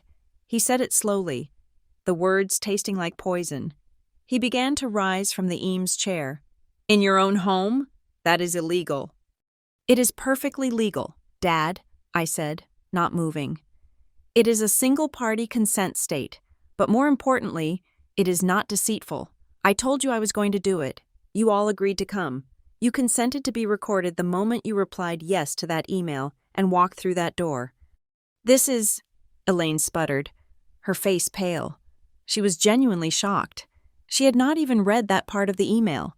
She had just seen 6 p.m. and seeing reason. Victor, however, was not shocked. He was terrified. I could see it. The blood drained from his face. He was not a father being recorded by his daughter. He was a criminal conspirator realizing the tape was rolling. He was not thinking about the cabin. He was thinking about Rowan Hale. He was thinking about the audit. Turn that off, he commanded, pointing a shaking finger at the pen. This meeting is over. We are leaving. Not yet, I said. You presented me with two documents, a fraudulent 50% claim and a fraudulent $200,000 loan receipt. I am formally rejecting both. He lunged, not for me, but for the coffee table. He snatched the two documents, crushing them in his fist. You have no proof of anything. I do not need these, I said, gesturing to the papers. You just spent 5 minutes describing them. It is on the recording. He stopped. He looked at me, his mask completely gone. There was no father left, just a cornered, desperate man. He knew he had just described, in detail, his two-pronged extortion plan. Just sign the paper, Marin, he hissed, his voice dropping to a desperate growl. Stop this right now. You do not understand what is happening. Just sign the damn agreement. I just need to get this whole thing settled. We need to get everything resolved before anyone starts digging. Digging. The word, the fatal, final word. I saw Sabine. Her eyes snapped wide, and she looked at our father with pure, unadulterated panic. She knew exactly what digging meant. She had heard it before. She knew about the audit. She knew about the fraud. He had just confessed his true motive, the one that had nothing to do with me or a cabin, and he had done it on a hot mic. I had him. I let the word hang in the silence for a full 5 seconds. Digging? I asked, my voice genuinely curious. Who is digging, Dad? What are you afraid they will find? Victor's face went from white to a deep, blotchy red. He had done it. He had slipped. He had connected his attack on me to a larger, concealed crime. He looked at Elaine. He looked at Sabine, and he saw no help. He saw only his own panic reflected back at him. I stood up. I am not signing anything. This meeting is over. Please leave my apartment. Now. Victor looked at me. His eyes filled with a hatred so pure it was almost stunning. He did not say another word. He grabbed his briefcase. Elaine, scrambling, gathered her purse. Sabine was already out the door, her footsteps pounding down the hall toward the elevator before I had even finished my sentence. Elaine paused at the door. Marin, you will regret this. You are destroying this family. You destroyed it, I said, my voice cold. You just tried to sell me a lie about family legacy to cover his crimes. The recording has everything. Now get out. She flinched, and then she was gone. I shut the door. I locked the deadbolt. I leaned against it, and for the first time, my legs felt weak. I did not let the feeling last. I walked to the console. I stopped the recording. I pulled the pen from the mug. I sat at my laptop. I extracted the audio file, named it Elwood Confession Fraud Motive, MP3. I pulled the video file from the doorbell camera, which had perfectly captured their arrival, their panicked exit, and Elaine's final sputtering threat. I uploaded both to Lyra's secure portal with a note. They came. He slipped. Listen at timestamp 1432. He mentions digging. Sabine's reaction confirms. He is cooked. I sent a second, encrypted email. This one went to Rowan Hale. Mr. Hale, the meeting I mentioned just concluded. My father was vocal. He is on audio recording confirming his desperation to get assets before anyone starts digging. I believe this directly supports your timeline of the corporate audit. My lawyer has the file. I am forwarding a copy to yours. My phone rang less than 10 minutes later. It was Lyra. She was not talking. She was breathing. Lyra? I just listened to it, she said. Her voice was pure ice. He is done. Before anyone starts digging, he's a certifiable moron. That line, delivered in that context of terror. Right after you denied his fraudulent claim? That is consciousness of guilt. It is the legal standard for motive. We just drew a clean, straight line from his $700,000 corporate embezzlement to his $200,000 extortion attempt on you. So what now? I asked. Now? I am attaching this file to an emergency ex parte application for a restraining order. I am filing it tonight. A judge will see it first thing in the morning, by noon tomorrow. he will be served. He will not be able to come within 500 feet of you, your home, or Cinderline studio. The same goes for your mother. As a co-conspirator, the war of attrition is over. We just launched the strategic airstrike. After I hung up with Lyra, I opened my email. I had to do one last thing. Reputation. I drafted a short, calm email to Michael Oakhart and my other key clients. Subject: Update on personal matter. Following up on our last conversation, I wanted to provide a brief update. I have just concluded a meeting regarding the family dispute I mentioned. During this meeting, I obtained new, substantive evidence that confirms my legal position and demonstrates the fraudulent nature of the claims against me. This evidence is now with my legal team, who are acting upon it. I remain fully confident of a positive resolution and, as always, my focus remains on delivering our project. Thank you for your continued trust. It was clear. It was professional. It did not slander. It just stated facts. I hit send. As I closed my laptop, my phone buzzed one last time. A text from an unknown number, but I knew who it was. It was Sabine. I am not part of this. I am not going to be his collateral damage. I saw his face. He knows he is done. I will not drag you down with him. I am out. It was not an apology. It was not an alliance. It was a severance. She was cutting her losses, just as she had done her entire life. The family had officially and finally shattered, and I was the one left holding the hammer. The courtroom was smaller than I expected. It was a sterile beige box, number 3B, smelling of industrial cleaner and the stale, damp wool of cheap suits. It was a room designed for processing human misery with bureaucratic efficiency. I sat on the hard wooden bench directly behind Lyra Fawcett. I wore a dark charcoal suit from Cinderline. My hair pulled back so tightly it hurt. I was not Marin Elwood, daughter. I was the petitioner. Victor and Elaine were not present. They had sent an associate from Kensing and Croft, a young, nervous man who looked like he had been sacrificed by the partners.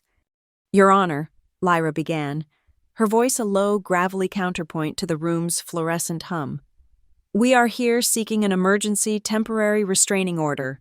This is not, as opposing counsel may suggest, a simple family squabble. It is a documented pattern of escalating harassment, extortion, credible threats of violence against my client's livelihood, and now, active slander. Lyra did not raise her voice. She built a wall, brick by brick.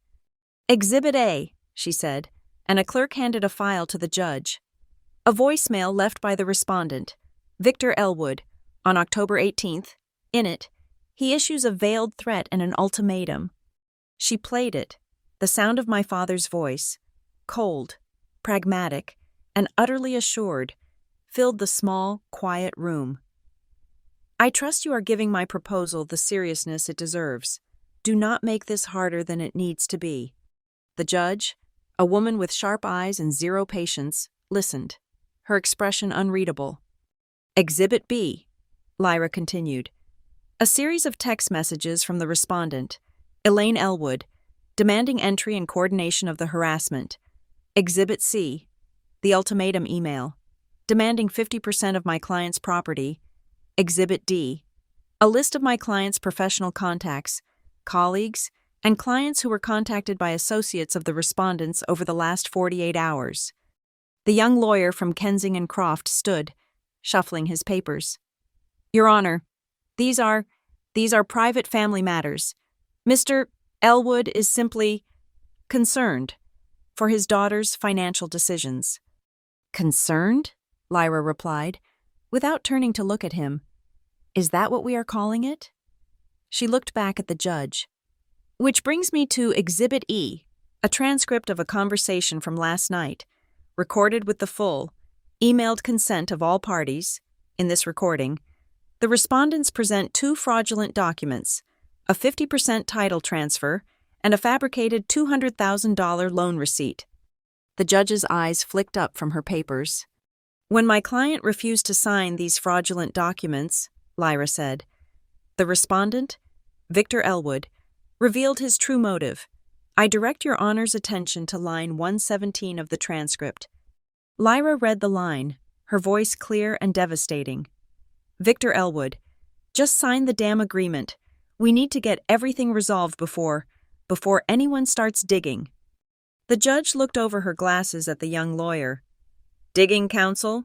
Digging for what, precisely? Does your client often fear people digging into his family affairs? The lawyer was white. Your Honor, that statement is taken out of context. Then I will be happy to play the full audio, Your Honor, Lyra offered. That will not be necessary, the judge said. She looked at me, a long, assessing stare. I did not flinch. I just looked back.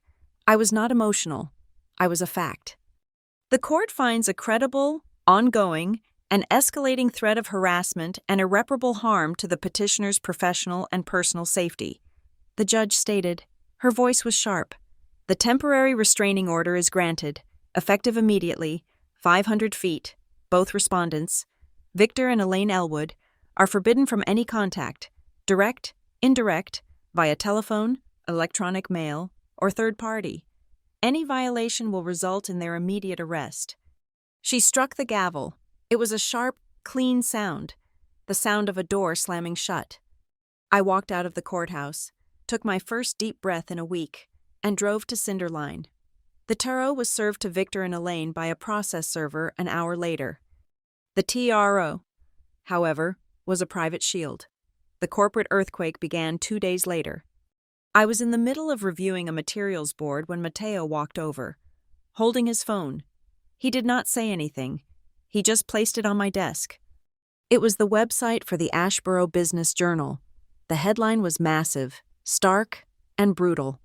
Elwood and Hale co-founder, Victor Elwood. Sued by partner. Rowan Hale alleges $700,000 in embezzlement and fraud. My heart stopped. It was public. Rowan had done it. The article was a demolition. It named the shell companies, Apex Global Logistics, Ridgeback Holdings. It quoted Rowan's filing, citing a pattern of behavior and a desperate attempt to cover catastrophic personal investment losses by bleeding the company dry. It painted a picture of a man in a full-blown financial crisis, a man who was broke, desperate, and criminal. The fallout was immediate. By 3 p.m., Elwood and Hale Imports had issued an emergency press release. The board, in a unanimous vote, had suspended Victor Elwood indefinitely. An independent forensic auditor was being brought in.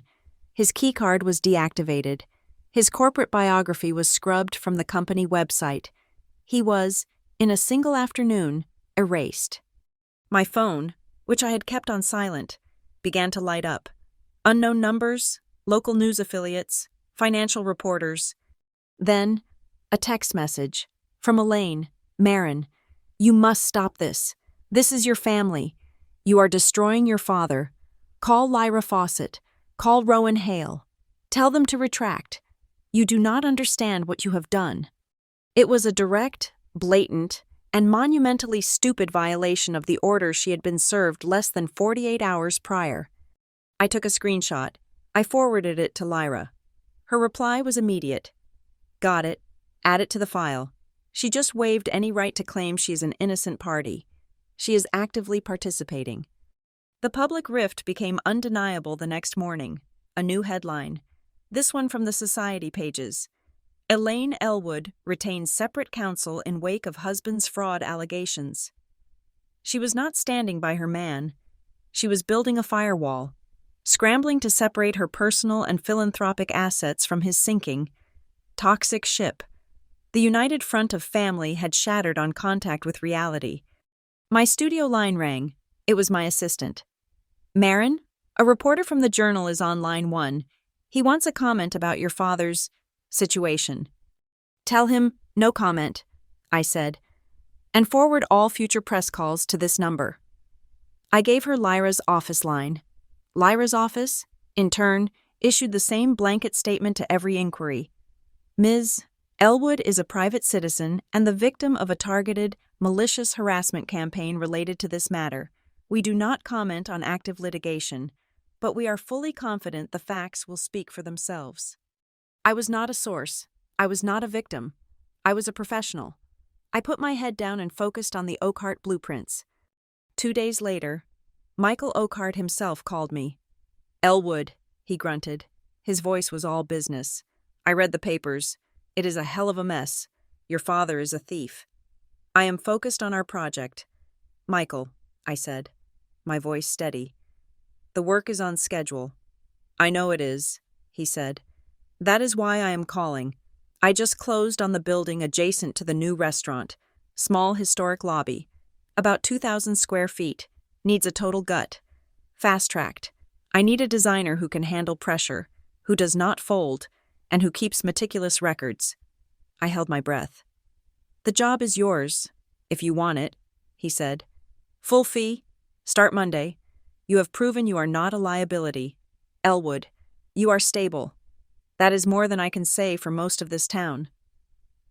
I hung up. A strange, cold sense of vindication settling over me.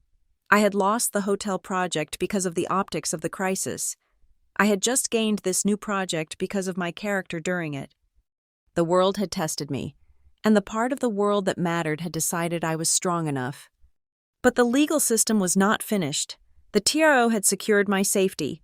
Rowan's lawsuit was gutting my father's career, but the fraudulent claim on my cabin, the Elwood petition, was still in the system, a piece of legal shrapnel waiting to be addressed. A date was set for the hearing. I went to Lyra's office to prepare. The conference table was covered in my life. "This is not a hearing, Marin," Lyra said. "This is an execution. Victor's lawyers filed this when they thought you were a scared, low-maintenance daughter. They are now facing a mountain of evidence, a hostile judge, and a client who is radioactive." She tapped a binder. It was at least 6 inches thick. "This," she said, "is your financial roadmap. 6 years of pay stubs, tax returns, and bank statements, highlighted to show every dollar earned and every dollar saved. It shows, unequivocally, that you alone funded your life." She tapped a second binder.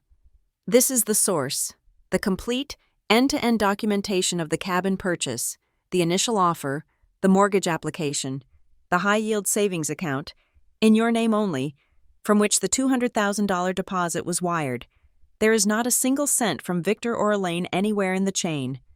Then she tapped a third binder, a thin, red one. "And this is the motive, Rowan Hale's entire fraud file, the newspaper articles, the transcript of the digging comment, Elaine's tarot violation, and this?" She slid a new document across the table. It had just arrived from Rowan's legal team. It was a copy of an email, sent from Victor's personal account to his accountant, dated 3 weeks before I even bought the cabin. The subject line was, "Asset Legalization Inquiry." The body read, "What are the tax implications of absorbing a new real estate asset that is currently held by a family member? Need to structure this cleanly. Let's discuss." He had been planning this. He had been looking for an asset to seize before I even posted the picture. The cabin was not an opportunity. It was just the first target that walked into his sights. "This is everything," I said, feeling the weight of the last 2 weeks. "It is irrefutable." "Almost," Lyra said. "Victor will claim he was just the bully. He will try to paint Elaine as the soft, unwitting mother who just went along. We need to tie her to the conspiracy." When I got home that night, a small, padded envelope was tucked into my locked mailbox. No return address. My name was handwritten in neat, block letters. Inside was a single USB flash drive, note. I plugged it in. My blood ran cold. It was an audio file, a phone recording. It was Sabine and Elaine. Sabine's voice was high, panicked. "Mom, I just left Marin's. She is recording things. Kensing and Croft are fabricating loan documents. This is fraud. This is a crime. You could go to jail." There was a pause, and then my mother's voice, not the polished matriarch, but the thin, terrified whisper of a co-conspirator. "Sabine, you must be quiet," Elaine hissed. "You do not understand. Your father, he knows what he is doing. He just needs a bridge. This is the only way. It is just paper. It is not real. It is just to stop the digging. It is the only way to save us. Now be quiet and be supportive." She knew it was fraud. She knew the motive. She knew the digging was the real threat. She was not a victim. She was complicit. Sable's conspiracy audio. 3. I uploaded it to Lyra's portal. The final piece was in place. We were back in the same beige box of a courtroom, number 3B, but the atmosphere had changed. The air was thick, heavy with the sense of a final, binding judgment. This was not a hearing for a temporary order. This was the trial of the claim itself. I sat on the hard bench directly behind Lyra, wearing the same dark charcoal suit. It was not armor anymore. It was a uniform. Across the aisle, 2 rows back, sat Victor and Elaine. The public scandal had taken its toll. Victor's expensive suit, usually so impeccable, seemed to hang on him. His face was gaunt, sallow, and his eyes, when they briefly met mine, were not angry.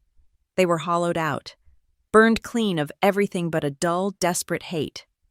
Elaine sat beside him, rigid as a statue, her gaze fixed on the judge's bench. She looked like a woman attending a wake, her public mask of grief and loyalty firmly affixed. She was not, however, holding his hand. Kensing himself, the senior partner, stood for the plaintiff. He was silver-haired, polished, and his voice was a smooth, oiled instrument of persuasion. "Your Honor," he began, "this is, at its heart, a deeply unfortunate family matter, a misunderstanding. My client, Mr. Victor Elwood, has spent his entire life providing for his family, building a legacy. When his youngest daughter, Marin, expressed a desire to purchase a significant lake property, he did what any loving, supportive father would do. He assisted." Kensing paced slightly, his hands clasped. He advanced her $200,000, a substantial sum, given freely, to secure the deposit. It was an internal, verbal loan. "Your Honor, there are no reams of paperwork, no notarized contracts, because this is family. They operated, as so many families do, on a level of trust that transcends formal documentation. Mr. Elwood only seeks the court's assistance now, reluctantly, to formalize this agreement, as his daughter, in a moment of youthful independence, has decided to deny the very help she received." It was a masterful performance. He painted Victor as the benevolent patriarch, wounded by the betrayal of his ungrateful child. He made me sound spoiled, forgetful, and revisionist. The judge, the same sharp-eyed woman from the TRO hearing, leaned forward. She was not impressed by the theatrics. "A handshake deal, Mr. Kensing, for $200,000? That is a very trusting family indeed." "They are, Your Honor, or they were." "Then it should be very simple for you to provide the court with the proof of this trust," the judge said, her voice dangerously mild. "A bank statement, a wire transfer receipt, a cashier's check record, a canceled personal check, any documentation at all, sir, showing the movement of $200,000 from your client's accounts to the defendant's accounts in the specified time frame. September, I believe you alleged." The pin-drop moment. Kensing's smooth, practiced cadence stuttered. He cleared his throat. "Your Honor, as I have stated, this was an internal family arrangement. The specifics of the transfer were handled internally, based on trust." "Handled how, Mr. Kensing?" The judge's voice was no longer mild. It was sharp. "Was it a suitcase full of cash? Did he wire it from an account? Did he write a check? The court is not asking for a notarized contract. I am asking for a single piece of paper showing the transaction. You are suing for repayment of a loan. You must, first, prove the loan existed."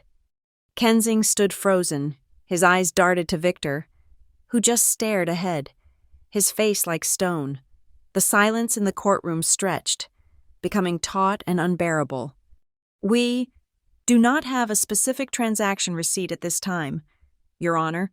The evidence of the loan is the agreement itself, the family understanding, The agreement is what is in dispute, counsel, the judge snapped.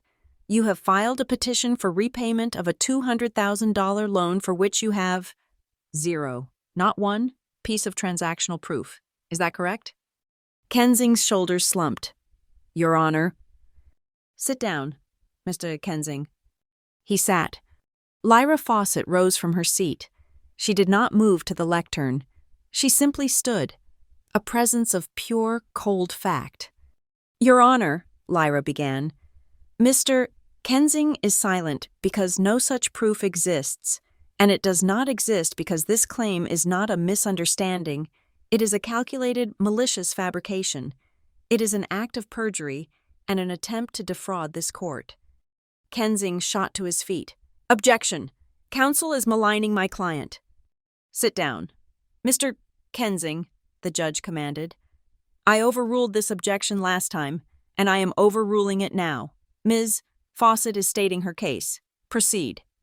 Lyra placed her hands on the table in front of her. She had 3 binders, but she did not open them yet. Mr. Kensing argues this is about trust. I agree. So let us trust the data, Your Honor. The plaintiff's entire case rests on the idea that my client, Maren Elwood, needed this money, that she was incapable of purchasing this property on her own. We are here to prove that not only is that false, but that my client's meticulous financial planning is the very thing that made her a target. She walked to the lectern and opened the first 6-inch thick binder with a heavy thud. What you have before you is what I call the financial roadmap. It is 6 years of my client's life. Every single paycheck from Cinderline Studio, every freelance design contract she took on the side, every investment statement, every savings account deposit, every bonus, and every filed tax return. It is an impenetrable wall of data. Lyra activated the overhead projector. The courtroom screens lit up. You will see a clear, unbroken, and meticulously documented path of saving. You will see her salary, which has grown steadily. You will see her bonuses, which she did not spend. You will see the high-yield savings account she opened in her own name 5 years ago, an account her family did not know existed. You will see the savings grow, month by month, year by year. She clicked to the next slide. It was the wire transfer. And here, Your Honor, is the $200,000 deposit for the Larkspur cabin, dated October 16th. You will note the origin account, Ms. Elwood's personal high-yield savings. You will note the destination account, the North Lake Title and Escrow Company. Every single dollar that purchased this cabin is accounted for. It originated with her, and it ended with the seller. There is no gap. There is no void. There is no room for a $200,000 loan from her father. The only person who paid for this cabin is my client, Ms. Maren Elwood. She let the image of the wire transfer hang in the air. So the question, Lyra continued, her voice dropping, is not if this claim is false. The data proves it is. The question, Your Honor, is why? Why would a father file a fraudulent, perjurious lawsuit against his own daughter? Why would he risk his reputation on a claim he knows can be so easily disproven? She clicked to the next slide. It was Victor's email. Because, Lyra said, he is a desperate man, and his reputation is already gone. The email, sent from Victor's personal account to his accountant, filled the screen. Subject, Asset Legalization Inquiry. Need to structure this cleanly. Don't let the auditors dig up any graves. Your Honor, this is an email from the plaintiff, dated before my client even purchased the cabin. He was not looking for a way to help his daughter. He was looking for an asset to legalize. He was looking for a place to hide his money from an impending corporate audit. He was, as we now all know from the public record, in the process of embezzling over $700,000 from his own company. Objection, Kensing roared. This is irrelevant. This is a separate civil matter. It is motive, Your Honor, Lyra countered, her voice finally rising, sharp as a whip. It is the entire motive. It proves this lawsuit is not about a loan. It is about a cornered criminal trying to seize an asset, any asset, to plug a hole in his sinking ship. This is not a family dispute. It is the endgame of a financial crime. The judge stared at the email on the screen. Motive is relevant. Mr.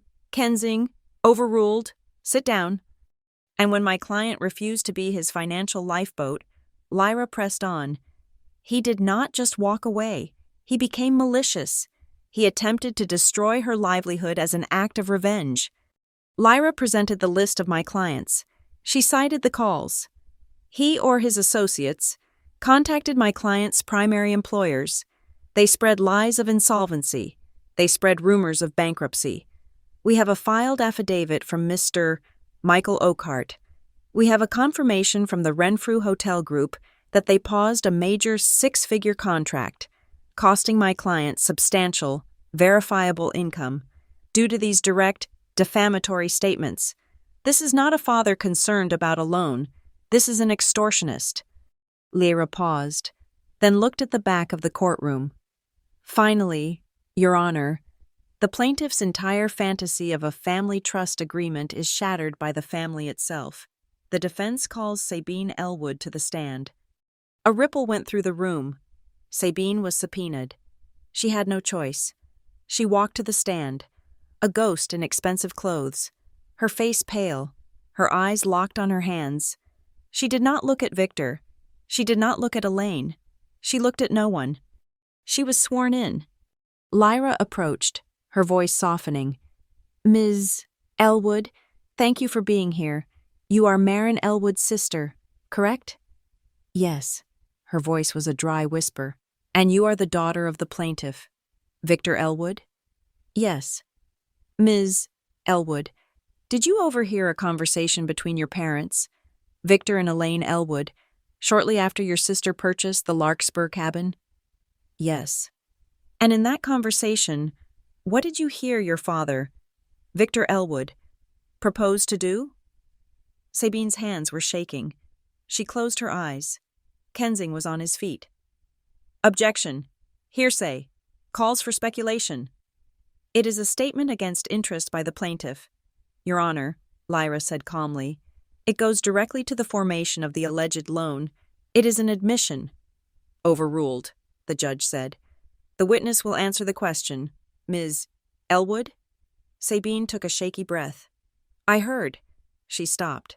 I heard him say he was going to invent the loan, that Maren had no idea who she was dealing with. He said he was going to paper her to death with lawsuits until she was broke and had to give it to him. A single, sharp gasp came from Elaine. Victor just stared at his daughter, his face a mask of waxy, ashen gray. He looked empty. He looked like a building that had been gutted by fire. Thank you, Ms. Elwood, Lyra said. No further questions. The judge did not need a recess. She did not need deliberation. She looked at Kensing, who sat slumped in his chair, his briefcase closed. Mr. Kensing, do you have anything at all to rebut this? Anything at all? Kensing just shook his head. Once. The judge turned her gaze to Victor. She was not looking at him as a defendant. She was looking at him with a profound, cold disgust that transcended her office. This court finds the plaintiff's claim to be not only baseless, but frivolous, malicious, and fraudulent. This was a naked, transparent attempt to use the judicial system as a tool of extortion against your own daughter. It is, frankly, one of the most repugnant abuses of process I have seen from this bench. Her voice was like steel. The petition is dismissed with prejudice. The defendant, Maren Elwood, is awarded full compensation for all legal fees and costs associated with this action, to be paid in full by the plaintiff, Victor Elwood. This court will retain jurisdiction to ensure payment. We are adjourned. The gavel cracked. It was done. Victor sat perfectly still, frozen in his chair, staring at the empty witness box where his daughter had just condemned him. Beside him, Elaine, who had been a statue of supportive grief, made a single, tiny, definitive movement. Her hand had been resting on the polished wooden armrest, just inches from his. Slowly, deliberately. She lifted her hand. She pulled it back, folding it protectively into her own lap. It was a withdrawal. It was a final, Public severance. She was done. Lyra and I walked out of the courthouse into the bright, cold afternoon. We did not speak. As we reached the steps, she just put her hand on my arm, squeezed it once, hard, and then walked toward her office.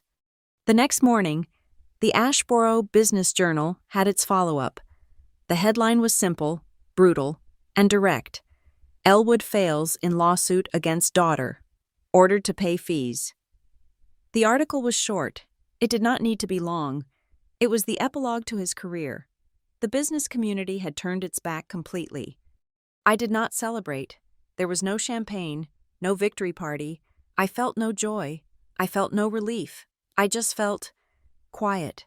The war was over, but the battlefield was my own family, and the victory was just a pile of ashes. I sat at my desk at Cinderline.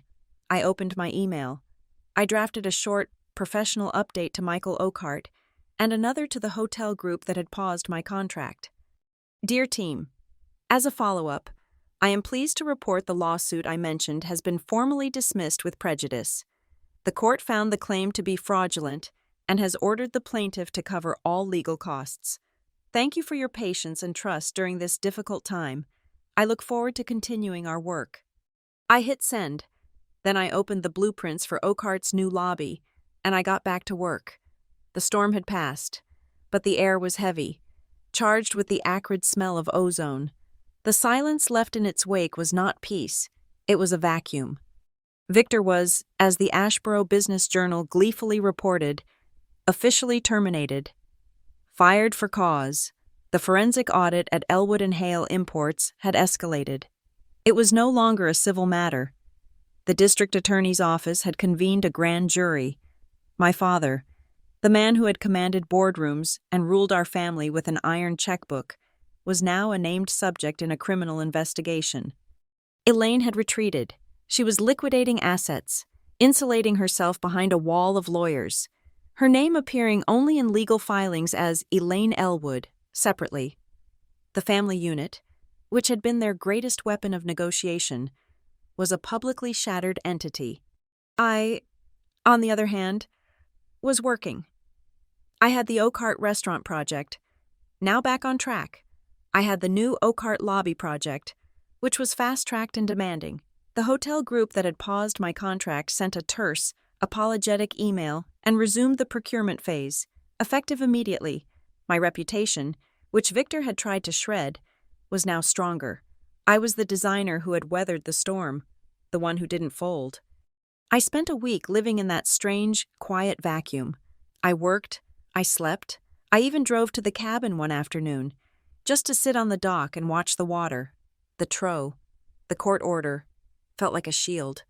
I felt, for the first time, safe. That was my mistake. I had forgotten the cardinal rule. A man with nothing left to lose is the most dangerous man of all. It was a Thursday night, almost midnight. I was at my apartment in Ashboro Ridge, sketching a lighting plan for the new lobby. My phone buzzed. An unknown number, a text message. It was not a number I recognized, and it was not a standard text. It was from an encrypted, anonymous messaging service. The message was one sentence. He knows he is finished. He blames you. They are coming to the cabin this Saturday. A surprise birthday party. Be careful. I stared at the screen, a cold, sharp needle of fear, an emotion I had not felt since this began, pierced through my professional calm. A surprise birthday party, the very thing I had never had, now twisted into a threat. I knew, instantly, who it was from. Sabine. It was her final act of self-preservation, an anonymous tip to ensure she could not be implicated as an accessory if things went truly, horribly wrong. They were coming, to my cabin, the one place the TRO did not explicitly name, because it was not my primary residence. It was a loophole they intended to drive a car through. What was their plan? To confront me? To hurt me? To, what? Vandalize the property? Plant something? A man who had just lost his company, his wife, his reputation, and was facing a criminal indictment for embezzlement. He was not coming to talk. I called Lyra. I read her the text. Her voice, when she replied, had no sleep in it.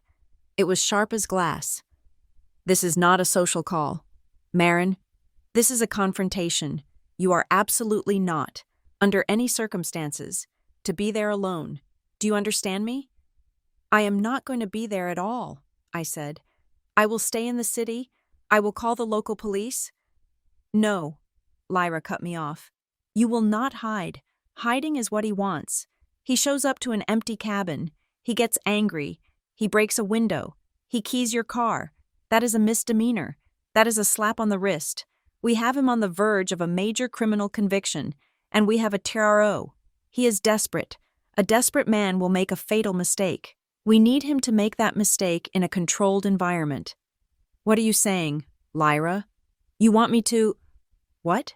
Bait him?"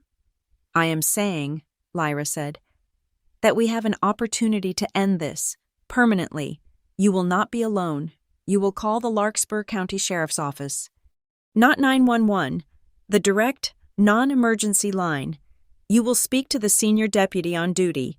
You will email them the full TRO. You will email them the audio file of Victor's threat.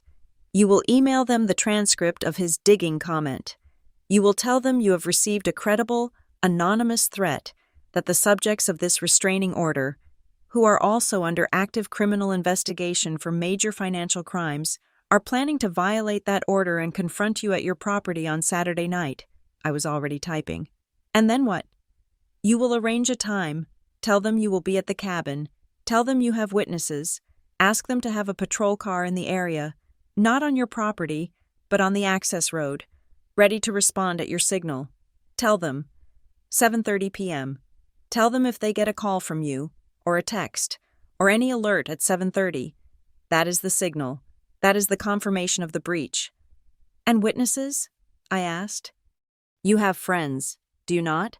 The ones from your group chat? The ones who backed you up? Call them. Ask them if they are willing to be present, as witnesses, to a final, stupid act." I hung up with Lyra. My hands were steady. This was not a family problem anymore. This was a tactical operation. I opened the Ashboro Crew group chat. "I need you. All of you. This Saturday, at the cabin. It is not a party. It is a defense. I just got a tip. Victor and Elaine are coming. Lyra has a plan. I need witnesses. Piper. I am in. I will bring food. A lot of food. Normal food. Things you can eat when your hands are shaking. Mateo. I am in, and I am bringing my new gimbal camera setup. We are not just witnessing, we are documenting. We will set up an internal stream, straight to a secure cloud. If they set foot inside, we will have every angle. Juno. I am in. I will be your exit strategy. I will check every door, every window. I will map the escape route to the cars, and I am bringing my full physical therapist trauma kit, which is, essentially, a full-blown first aid kit, just in case. The plan formed, clear and sharp as a blueprint. I spent Friday at the cabin alone, preparing the stage. I upgraded my security. I installed 3 new, high-definition motion-activated cameras, one aimed at the long gravel driveway, one at the front door, one covering the back deck and the boat dock. I synced them all, via the cabin's high-speed internet, to a new, secure cloud server. Mateo would have the login. I installed a new, pressure-sensitive alarm on the dock itself. If anyone stepped onto the wood, a silent notification would be sent to my phone. I called the Larkspur County Sheriff's Office. I spoke to a Deputy Miller. His voice was bored, skeptical, until I emailed him the files. "Judge Alvord signed this TRO?" he asked, his tone shifting. "And this audio? This is the man. Victor Elwood. Threatening you?" "Yes, Deputy. And the man who is the subject of that criminal fraud investigation in the news. He has lost everything. I am his only target left." "I understand, ma'am," Miller said. His voice was now pure business. "A patrol car will be stationed at the Larkspur Lake Access Road from 7 p.m. on Saturday. Your signal time is 19:30. If we get any alert from you or your legal counsel after that time, or if we lose contact, we will be at your property in less than 3 minutes. Do not, I repeat, do not engage them yourself. Saturday, 6 p.m. The sun was setting, staining the lake a deep, bloody orange. Juno, Mateo, and Piper were here. Piper was in the kitchen, and the smell of roasting chicken and rosemary filled the house. It was an aggressive, defiant act of normalcy. "We are just having a dinner party," she said, her knuckles white on her knife. "That is all this is, a normal dinner party." Juno had parked her car, Mateo's car, and my car, a quarter-mile down the private road, hidden in a dense thicket of pines. The long gravel driveway was empty, but I did not want the cabin to look empty. I turned on the lights, all of them, the warm, inviting lights in the living room, the lights on the back deck, the twin spotlights illuminating the dark, lapping water at the end of the dock. It looked like a party. It looked like a celebration. "Mateo?" I called. "I am set," he said. He was in the loft, his laptop open, monitoring the 3 new camera feeds. He had a small, 4th camera, his own, set up on the loft railing, aimed at the front door and the main living area. "I am streaming to a private, encrypted cloud account that only I and Lyra have the keys to. The second they step on the porch, we have them, audio and video, high definition." Juno finished her work. "Main door is the primary exit," she said, tapping the heavy oak panel. "But if they block it, the sliding glass doors to the deck, I have checked the mechanism. It is silent. We go left, off the deck, into the woods. The cars are 3 minutes, tops. I have the kit by the back door." She placed the large red medical duffel on the floor. I walked to the heavy pine coffee table in the center of the living room. This was my contribution, the bait. I laid out a document, several pages long, stapled, and titled, "Larkspur Property Settlement and Non-Disclosure Agreement." It was a fake, a prop, a document suggesting I was willing to negotiate. It was something he would want to see. Next to it, I placed a bright red accordion folder, the kind lawyers use for active cases, and on the label, I wrote 2 words, in thick black marker, for audit. It was a lie, designed to look like the truth. It was a lure. It was a rat trap. "It is 6:45, Mateo called down. "Everyone in place. We just... wait." We sat. We did not eat. Piper's magnificent chicken sat cooling on the counter. The cabin was silent, save for the hum of the refrigerator. The clock on the oven ticked over. 7 p.m. The sheriff's car was now at the access road. 7:10. Nothing. Just the wind in the pines. 7:15. My own heart was a dull, heavy drum against my ribs. Juno looked at me. "You okay, Marin?" I nodded. "I am not scared. I am just... finished." At 7:18 p.m., my phone vibrated on the coffee table. It was not a call. It was a push notification from my security app. The camera at the main road, the one at the gate to the private drive, had detected motion. "Mateo," I said. "I see it," he whispered from the loft. "Headlights. A single car. A dark sedan. It is coming. Slowly." We waited. 1 minute. 2. The car was crawling up the gravel driveway. "It is stopping," Mateo said, his voice tight. "At the head of the drive. They are killing the lights." A second notification hit my phone. License plate match. Victor Elwood. The system had captured it.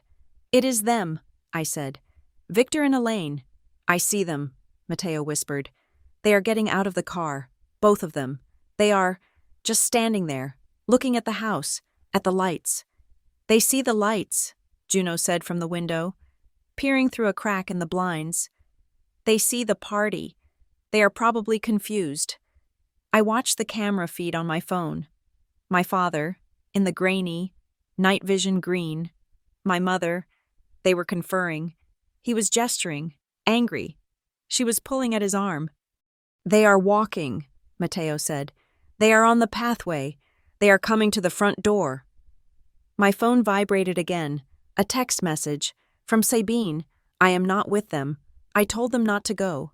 He is not stable. I am not part of this. Please be careful. I looked at the text. I looked at the video feed. My father was 10 feet from the porch. He is on the steps, Mateo said. I drew a slow breath to steady myself. I stood up.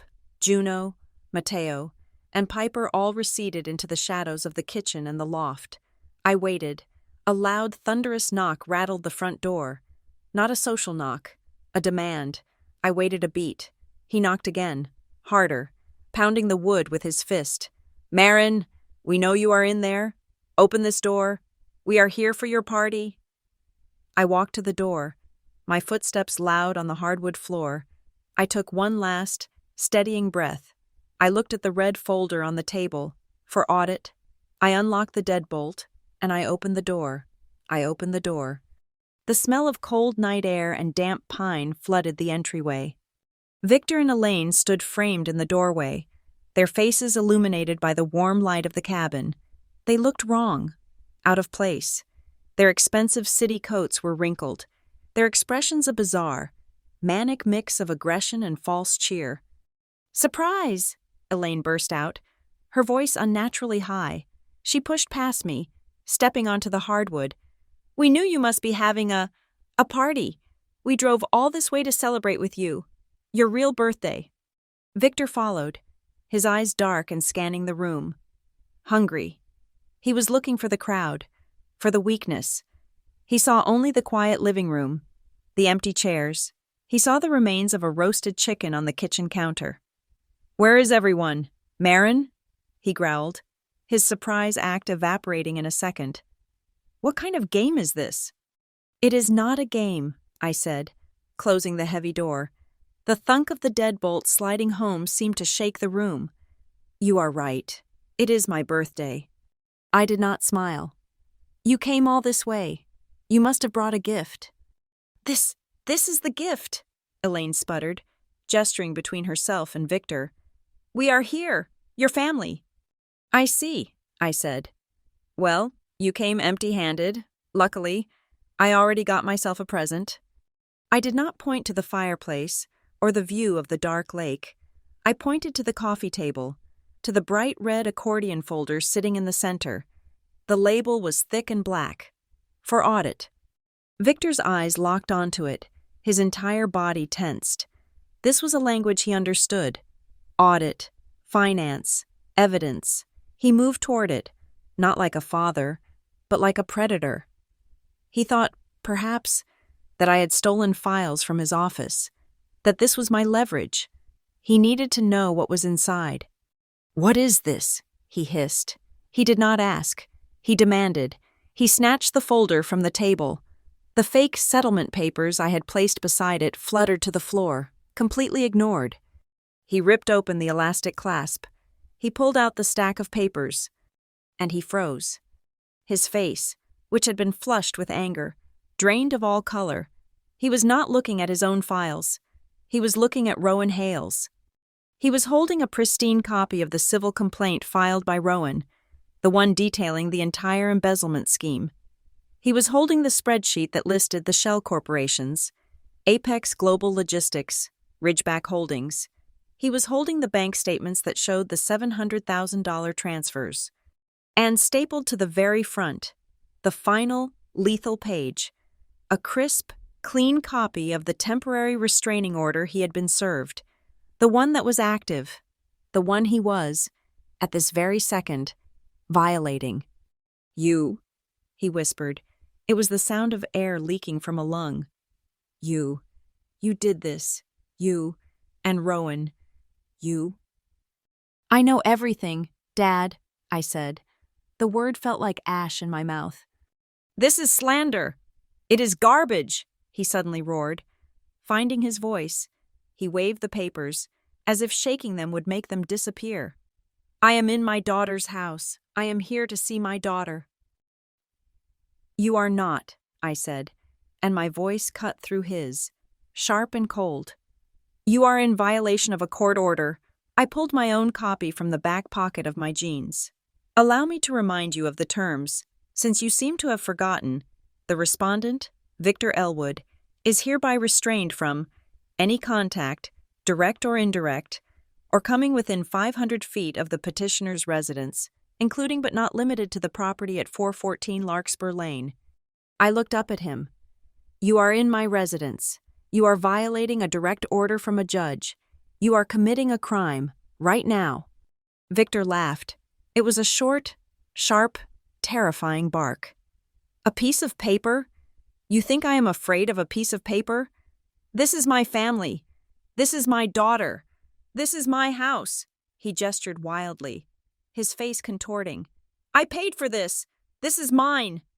He is on camera, a voice called down from the loft, clear, calm, steady.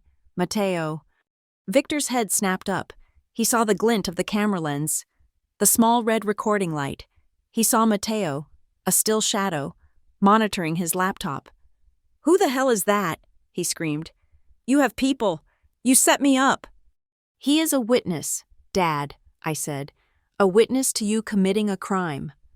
At that exact moment, as if summoned by the words, the front door, the one I had locked, burst open, not forced. It was unlocked from the outside. Deputy Miller of the Larkspur County Sheriff's Office stepped in, his hand on his holster, his face a mask of grim duty. He was not alone. 2 other deputies fanned out behind him, and behind them, Rowan Hale, his face etched with a sad, cold resolve, and another man in a dark suit, a man who radiated the sterile, unforgiving authority of the district attorney's office. Mr. Elwood, Deputy Miller's voice boomed, filling the cabin. Step away from the table. You are in direct violation of Judge Alvord's restraining order. Elaine let out a high, thin wail, a sound I had never heard before. It was the sound of a trapped animal. No, Victor, this is a mistake. Marin, what did you do? What did you do? The man in the suit from the DA's office stepped past Rowan. He unfolded a document. Victor Elwood, he said, his voice void of all emotion. I am an assistant district attorney, and this is a search warrant for these premises, your person, and your vehicle, related to an active criminal investigation into grand larceny, fraud, and embezzlement. The trap was sprung. The 2 fronts of his war, the domestic and the corporate, had just converged in my living room. It was too much. It broke them. Elaine's surprise mask shattered, and behind it was nothing. She sagged against the wall, her hands clutching at her throat, her pearls seeming to choke her. She was not seeing a husband. She was seeing the end of her life, the end of the galas, the charities, the status. Victor's reaction was pure animal instinct. It was not despair. It was action. Entrapment, he roared. But his eyes darted to the phone in his left hand. He was not looking at the police. He was looking at his screen. His thumb began to move, a frantic blur, swiping, tapping, deleting. He is wiping his phone, Mateo shouted from the loft. He is actively destroying evidence. I am recording it. Mr. Elwood, put the phone down, now, Deputy Miller commanded, moving forward, his hand dropping from his holster to his cuffs. Wait, I said, my voice cut through the chaos, and for a second, everyone stopped. I looked at Deputy Miller. He seems confused. He seems to think he is the victim. He does not remember why this is happening. I lifted my own phone. I opened the Larkspur Defense folder. I found the first file, the voicemail. I pressed play.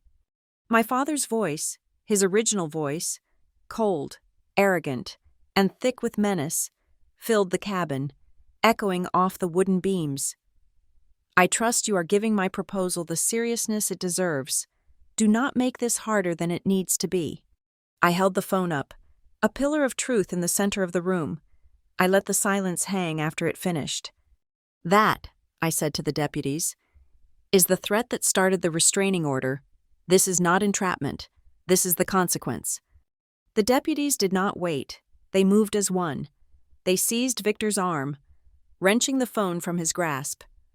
Victor Elwood, Deputy Miller said, you are under arrest for violating a lawful restraining order and for obstruction of justice by tampering with evidence. The sound of the metal cuffs ratcheting shut was the loudest sound I had ever heard. They had him. He stood there, cuffed. The fight drained from him, the adrenaline gone. He looked small, just a tired, ruined man in a wrinkled, expensive coat. Rowan Hale watched, his face a mask of profound, tragic duty. The DA's lawyer nodded. "We will take all his devices, her, too." He gestured to Elaine. "Seize them as part of the warrant." A deputy approached my mother, who just slid down the wall, her eyes vacant. They were leading Victor to the door. He stopped. Just as he was about to cross the threshold, he turned. He looked at me, his face hollow. "You will regret this, Marin," he whispered, his voice hoarse. "You will wake up one day, alone, and you will regret all of this." I stood by my fireplace, in the center of the cabin I had bought with my own money.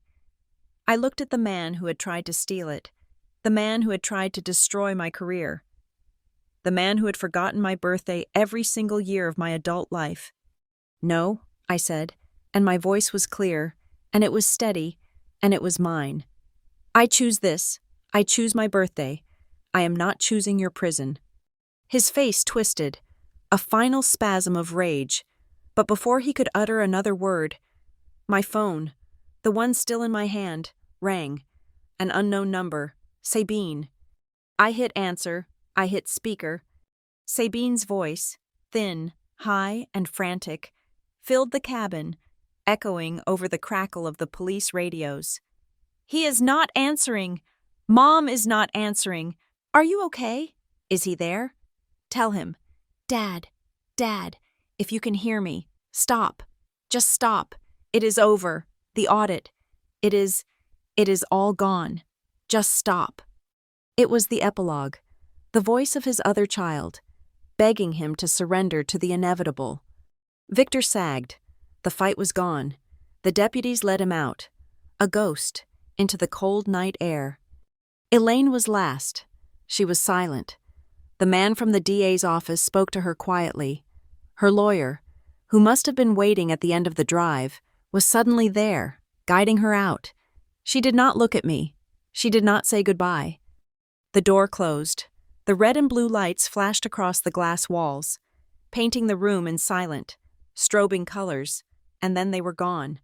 The crunch of gravel faded. It was over. I stood in the middle of my living room.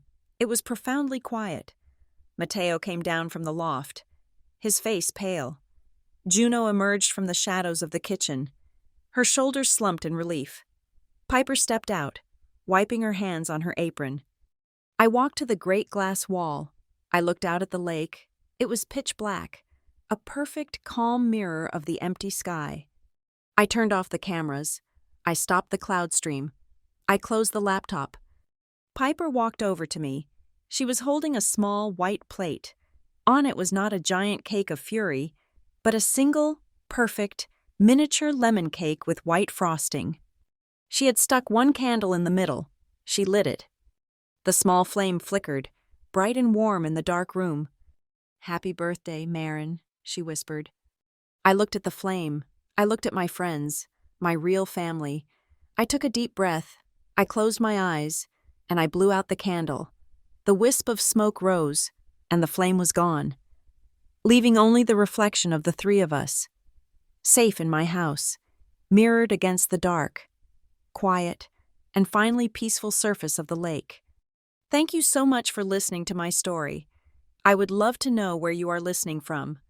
So please comment below and share your thoughts. Make sure to subscribe to Lila Revenge Stories. Like this video, and if you can, please support us by hitting that hype button so more people can hear this story.